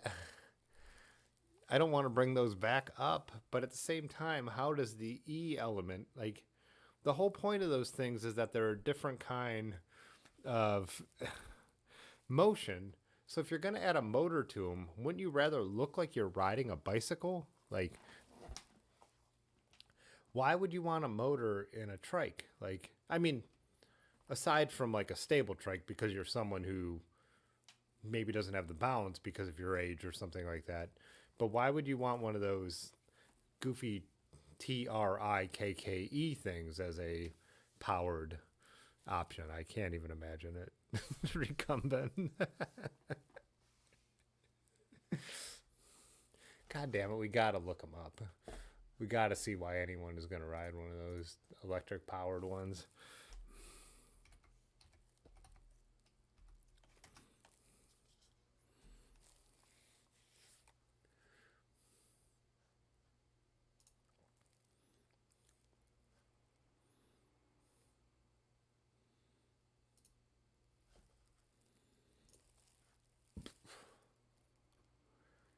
look how gross it is. I mean, there's nothing about that that isn't gross. $2,000. $2,640. Do you know what kind of vehicle you could get for that price? I don't think I've ever spent that much on a car.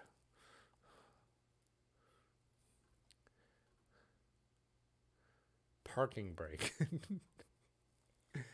Watch it in action. That's what I want to do.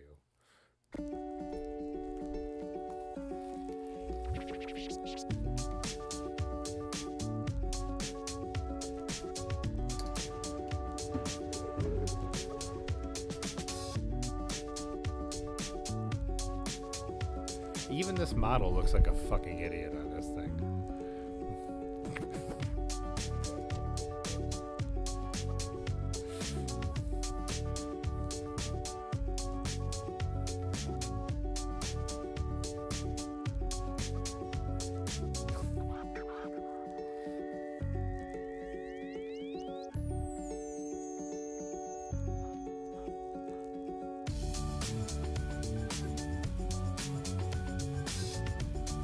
This is making me angry.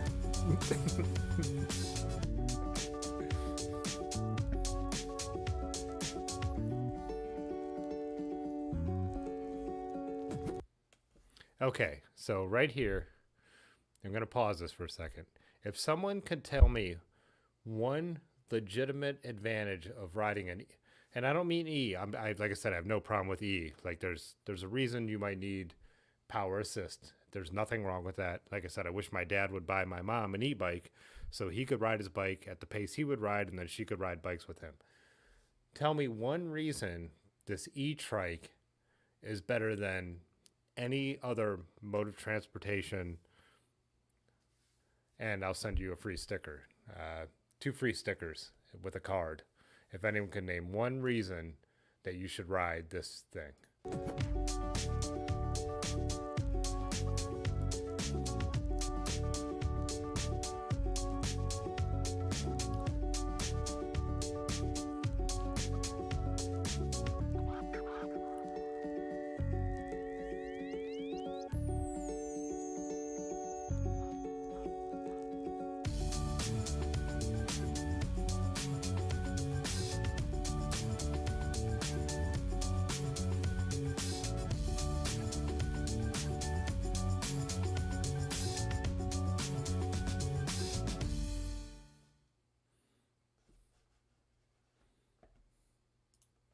All right.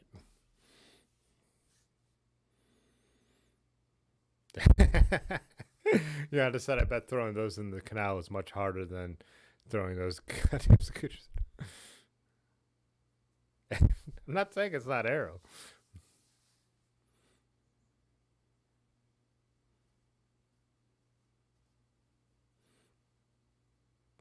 Gravel trekking.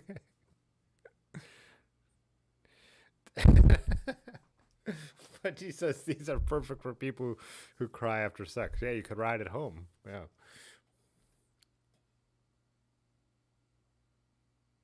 I can only imagine what tonight has done to my YouTube algorithm, by the way.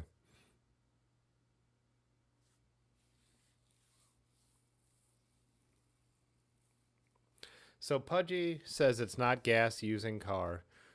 That doesn't matter. So that doesn't count because that doesn't have an advantage over any other E platform. So in my, there's other E stuff that could do it. Dylan says easy to get on and off of for mobility issues. He has a point, but I think you're using way more muscles to stand on that thing than you are to use other E platforms. So I'm gonna say Dylan and Pudgy didn't get it with that. I think they're not wrong, but they don't give an advantage over something else that exists. Brodford said skiers want to get their carve on in the summer. You could do that with the mechanical version of the trike, so I don't think that gets it there. Rick says if your junk is too huge for a bike. Rusty says no saddle if you get the right saddle. So that doesn't count. Large said reason 1, to look cool. Obviously that doesn't work. Pleasant says, because your girlfriend has one? No, you should break up with her. Gary says, you'd be the coolest guy at the Shriners convention. Traveling through says, no pit stains. But again, that's every other E platform. Funny Brad says, just to see the look on Tim's face. That might be a winner, but also you would have to roll by me. You would have to buy that, then find me somewhere to pass by me. So it's a little impractical.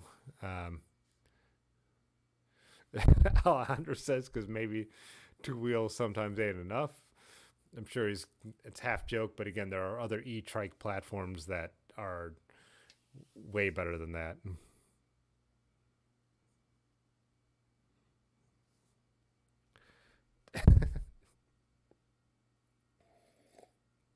Patrick says you can keep someone from sitting next to you on the metro. Again, totally legit, but there are other platforms. A folding E Brompton would allow for that.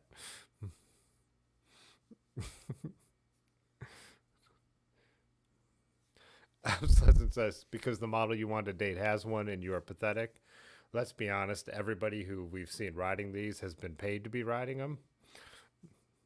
It will ride you home. Blackball says a lean is shame.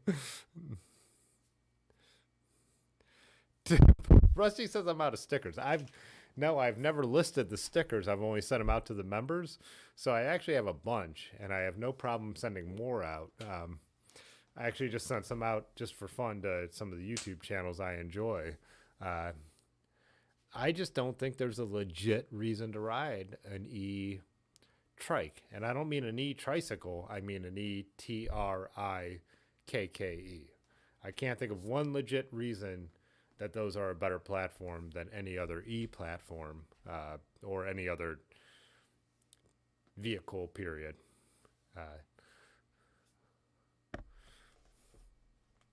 Like if someone says something legitimate, I'll be like, you're right. That's the thing I'm missing. Like, I will have no problem. Like, what did Alejandro just posted this. I think this is like a modern update of what we had, like what I'm talking about, we had as kids.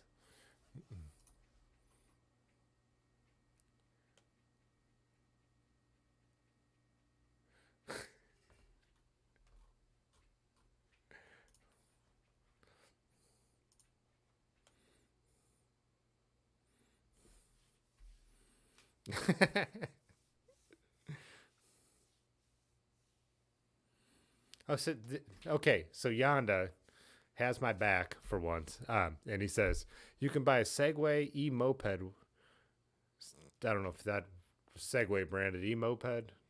Either way, 50-mile range for $600 less. Who the F would buy one of these? There we go.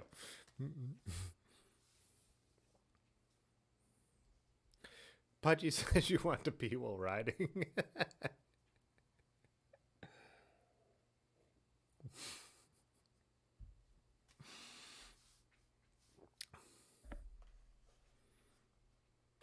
Probably more convenient than a chastity belt.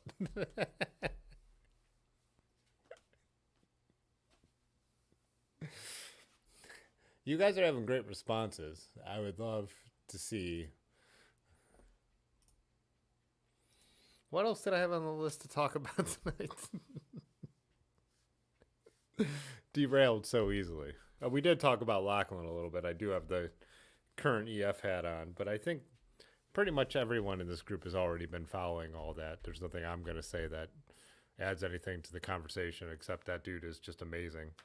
Pathless Pedaled actually tweeted,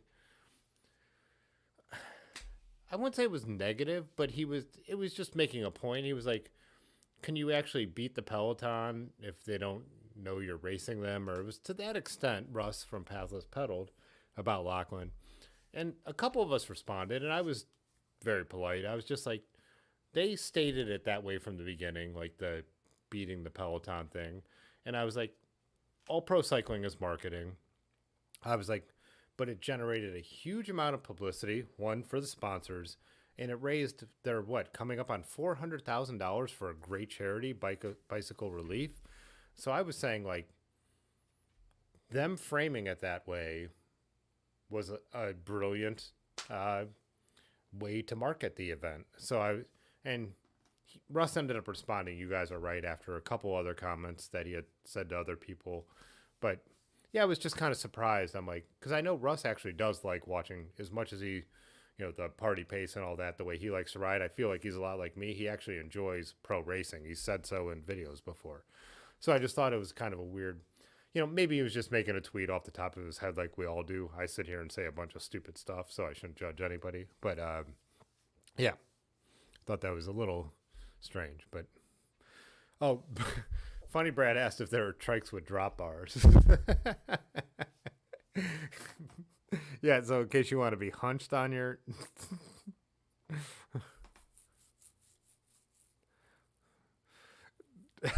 but she said, yeah, but you got to run them upside down so you can have your hands even higher.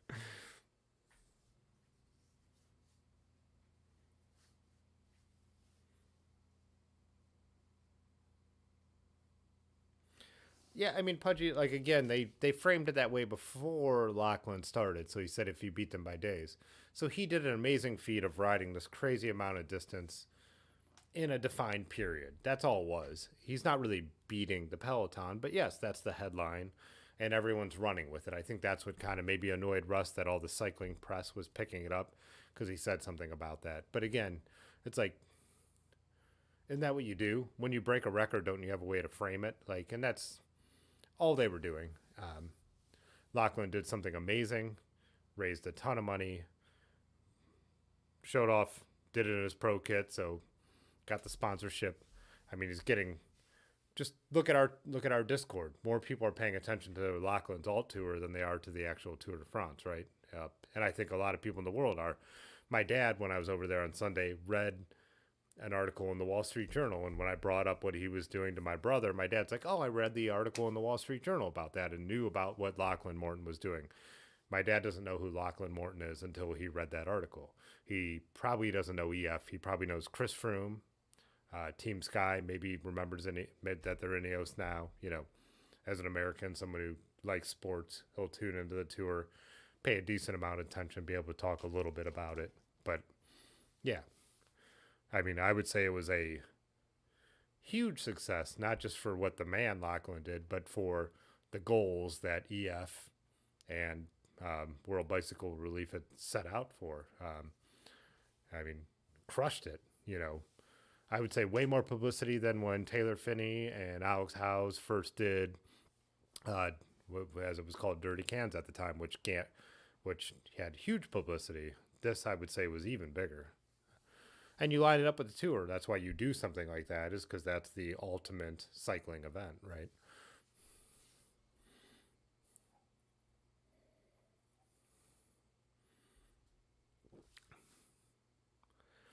Russ is a closet trickler.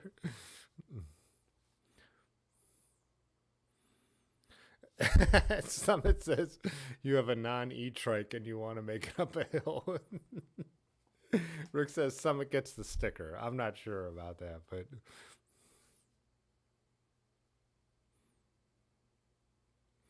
and Pudgy said he really hopes they're doing like a Rafa video. I think they will. I gotta assume, because so a lot of the photography on Instagram covering Lachlan Morton was professional. There was some of the video was definitely iPhone, but some of the footage was also professional. So I'm assuming they're going to put out a YouTube video. I don't know if the Instagram posts where the night before Lachlan rode into Paris, I don't know if you guys noticed, but Lachlan was sitting in a chair and there were studio lights up. He was outside. He was at his campsite, but they had placed lights around. So I think he was being interviewed, just like, what was the last big video they did about him? But so, yeah, I 100% believe there's going to be a professional video. I kind of forgot about that for a moment.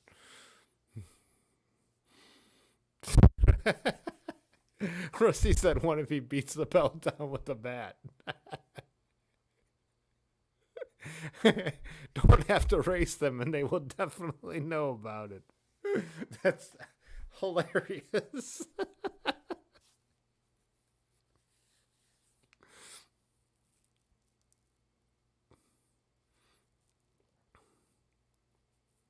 Yeah, Dylan says he beat the Peloton in relevancy. I, in a way, yes. There are a bunch of us who love racing and love classic style racing, classic pro racing, not the classics. I enjoy the tour. I turn it on every day. I love that I can have it on while I'm working, and my schedule suits that. But I grew up, with a brother who was a triathlete who watched the tour. But yeah.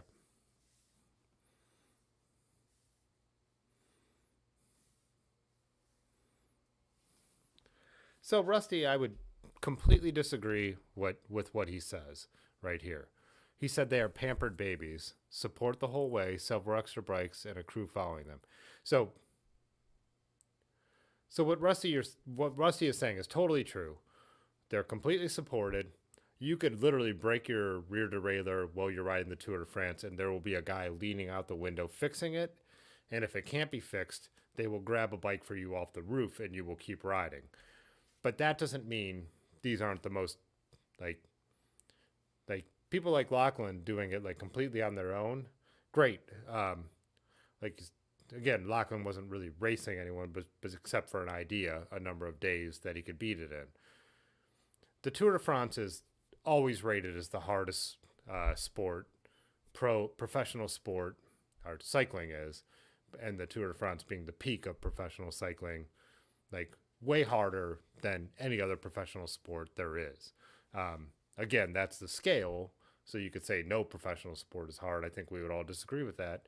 I would completely disagree with Rusty, though, that everybody riding the Tour de France is a badass. Like when you watch someone like Rusty Woods, the Canadian who used to be a runner, slide out and wreck his bike and lose half the skin on the side of his body and get back up and like ride for 2 more weeks competing for the King of the Mountains. Geraint Thomas dislocated his shoulder.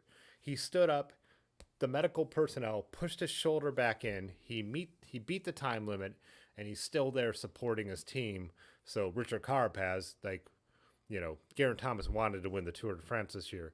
Now he's doing everything he can to make the next guy on his team be able to be on the podium. Like, these guys are insane, and they're badasses.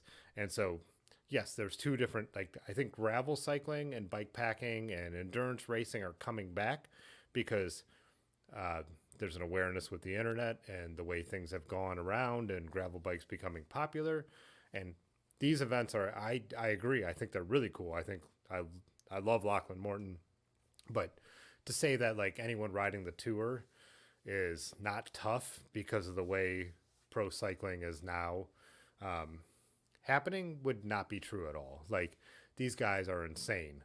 They're way tougher than anyone who plays football. They're way tougher than anyone who plays basketball. They're way tougher than anyone who plays baseball or hockey. No offense.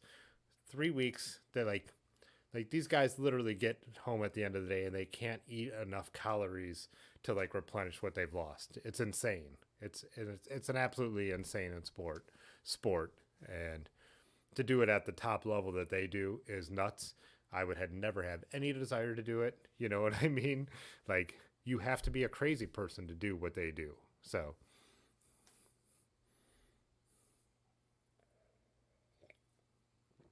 just my opinion. Just my subtle opinion.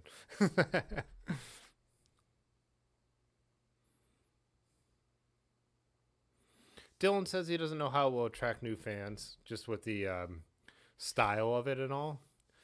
It's still one of the most watched sporting events in the world, so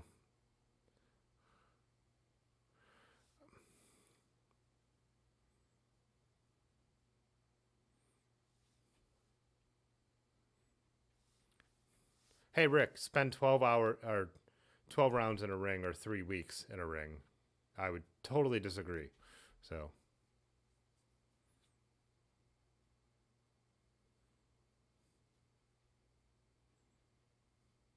Yeah, and I mean, again, not everything is for everyone, right? Like I I pay attention to what my local sports teams from Cleveland are doing to have knowledge, to be able to have a conversation.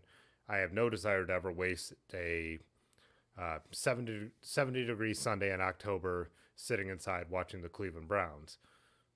Good thing is the football season goes into the winter. If they're ever good and back in the playoffs like they kind of were last year, and I'm hanging out with my family, I'll watch that stuff. No relevance to my life, though. I mean, football, soccer, baseball, hockey, no relevance. I ride my bike all the time. When they show the number of what a professional cyclist is doing, or when they show the gradient on a mountain, that's something I can relate to. And to watch someone who is just so many levels above what I could ever even imagine doing, there's a relevancy to my life. That I ride a trainer in the winter, and I see the watts I can put out. So I don't ride with power meters in the summer or on my regular bikes, but I am familiar with what kind of watts I'm doing. To see those numbers from professionals is interesting to me. Yeah, and then tactics. So just like if you don't understand American football, you don't understand downs, you don't know what a team is doing, why they're going for a field goal, why they're punting, that game would be boring. Same thing with professional cycling. If you don't get into it, then you don't understand team tactics, because cycling is not the fastest guy almost never wins a professional cycling race. The smartest team almost always wins a professional cycling race. Like that kind of stuff is what makes it interesting to me, is that there's like every day and at every point in a stage, and if it's a stage race or it's a classic race, but in a stage race, like the fact that teams are doing certain things with certain goals, like changes every single day. So a team who all of a sudden their general classification, the guy who could win the tour, like gets injured, they switch their goals to like, we want to win this stage and this is the one that we could put our guy up the road to do. And everything they do during that day to do it, to me, is fascinating. There's so much going on in a race that is really interesting. And if it was just a foot race, a 100-yard dash where the fastest guy wins, I probably wouldn't care about professional cycling. It's the fact that there is so much chess playing going on all the time, and unspoken alliances between teams and all this kind of stuff that makes it so interesting. The aerodynamics of cycling being the main factor that you could play off of. It could be a stage that's supposed to be boring, and then there starts to be a crosswind and a team gets a gap, and you just physically cannot bridge that. And it's just who happened to be at the right place at the right time because they were paying attention. Like all that kind of stuff, just, it's to me endlessly fascinating. I understand why some people might not care about it, but you can't belittle it to say crit racing is more exciting. Like crit racing is way more the fastest guy just wins. And if that's what you like, awesome. I'm not against it, but it's a boring race till a sprint, right? I mean, it's a different thing. Different people like different things. So if you like watching crashes and all that stuff, yeah, crit racing is for you, and it's only an hour. Same with cyclocross. I started watching it way more with Large Marge in the winter. It's pretty similar to crit racing. I like it, but there's no tactics. I mean, it's just like who can go out all out. So I enjoy that too, but it's not nearly as interesting as road racing. Road racing has so much more going on than any other cycling sport. Period. I would definitely say that's a fact.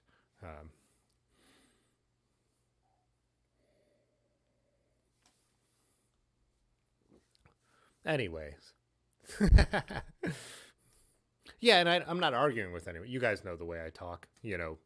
I how opinionated I am as well. I'm pretty famous for that. So I am not belittling or angry with anyone, but I'll argue any point that I believe in till I'm blue in the face. That's just kind of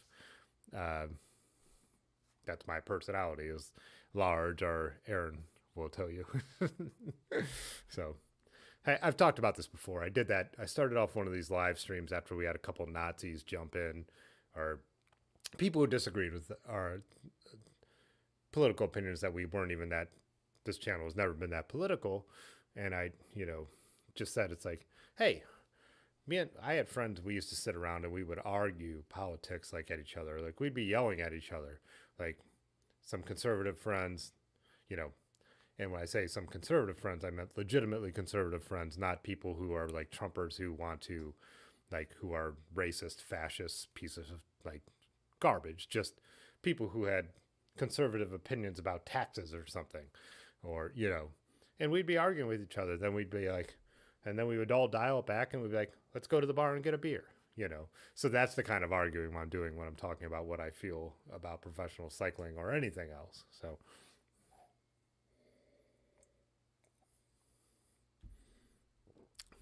yeah, see, Rusty, I 100% think I would 180 on what you just said there. So, mountain bike racing and gravel racing, you're saying interesting. No, they're not interesting. They could be entertaining, but nothing's going on there. They're just riding as fast as they can. Track is an in between. If you're saying road racing is boring, it's because you don't understand it. I 100% believe that. If you think road racing is more boring than mountain biking, it's because you don't understand it.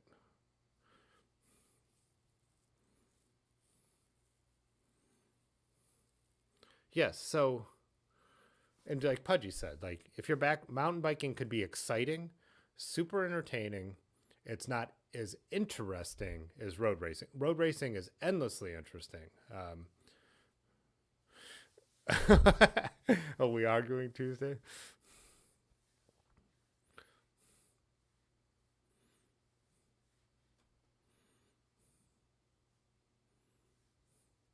Crits do have tactics. I'm exaggerating, but yeah.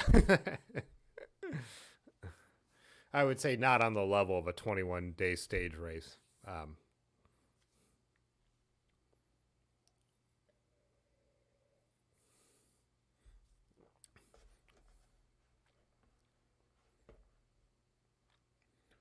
But yes, I don't for the record, I don't sit there and like I don't wake up at 2 in the morning at the time the races start and watch like 7 hours of every single stage. You know what I mean? That's why road racing is perfect for what NBC had always done typically, and what some of you guys have said they're watching. Some of you guys are watching like extended highlights. Like that's the perfect way to watch a road racing because simply you don't have the time, you know. But we ride our bikes like that, a lot of us, right? We go out and spend half a day riding our bikes. So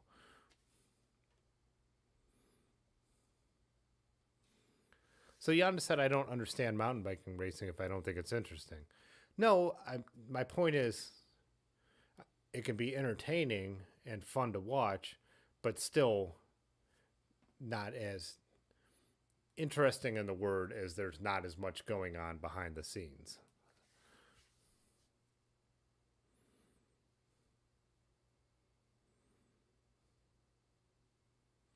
And Patrick said he's reading a book about like early Tour de France, and which I've read many too.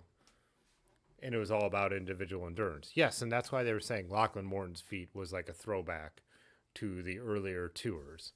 And then the tour became more about trade teams, and then they switched for a number of years to national teams, and then now it's obviously been back to trade teams since what, the early 60s. So yeah, I mean, it's changed. The tour was originally like the original founder of the tour wouldn't let you use gears. You know, like everything had to be single speed, and it was all about personal endurance. And things have changed, and tactics have developed, and teams have developed. But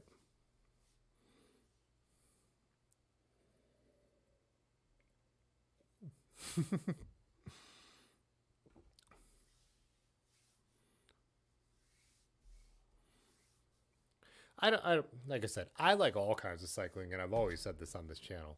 Like, it surprises me that some people want to go and ride the same mountain bike trail every day of their lives. I have friends who do that, and I like them. That's not what I want to do. I'd like to go ride mountain bike trails. I like to go ride the bike paths. I like to go ride road. I like to watch cyclocross. I like to watch road racing. You know what I mean? I'll watch crit stuff. But Yeah. So I don't have like, I like everything about cycling, to be honest, you know. And with the Olympics coming up, I'm probably going to pay NBC or whoever it is so I could watch all the bike events, you know. But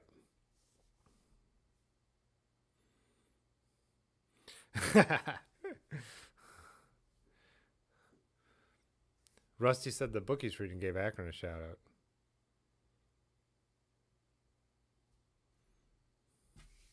Dylan said make a video about this and get 5K subs and 5K comments. Yeah, it wouldn't be worth it.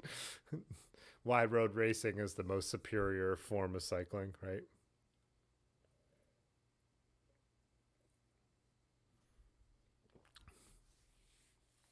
But again, Yonda, you just said there's tons of behind the scenes stuff in mountain biking. Tons of behind the scenes stuff. So if you flip on one of those races, as a bike mechanic, there's tons of interesting behind the scenes stuff. You learn about road racing that's happening in front of your eyes. So, but I mean, again, that's not to say everyone can't have their own unique experience and opinion. Yonda is a bike mechanic. That's how you live your life. That's how you've lived your life for years.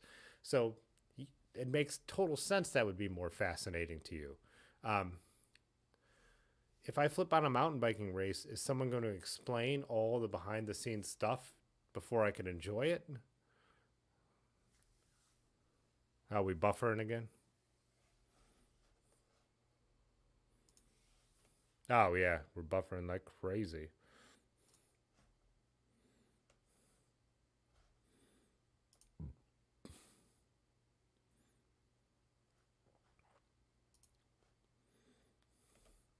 Well, why don't we wind this down? I'm actually enjoying this conversation. Is like I said, I know the way I come across because people throughout my entire life have told me that I come across too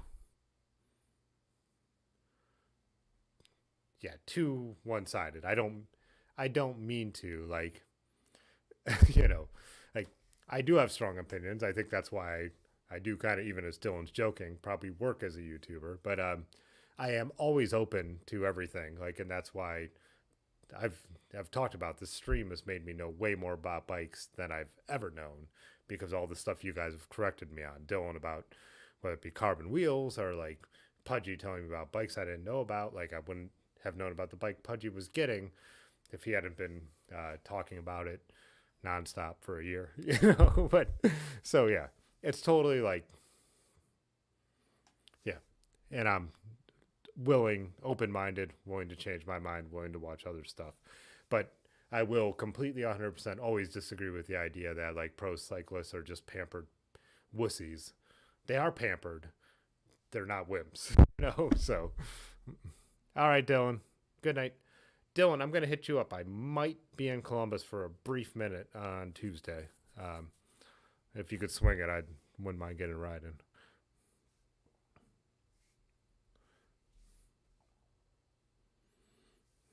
If you don't like e-trike, you don't understand e-trike.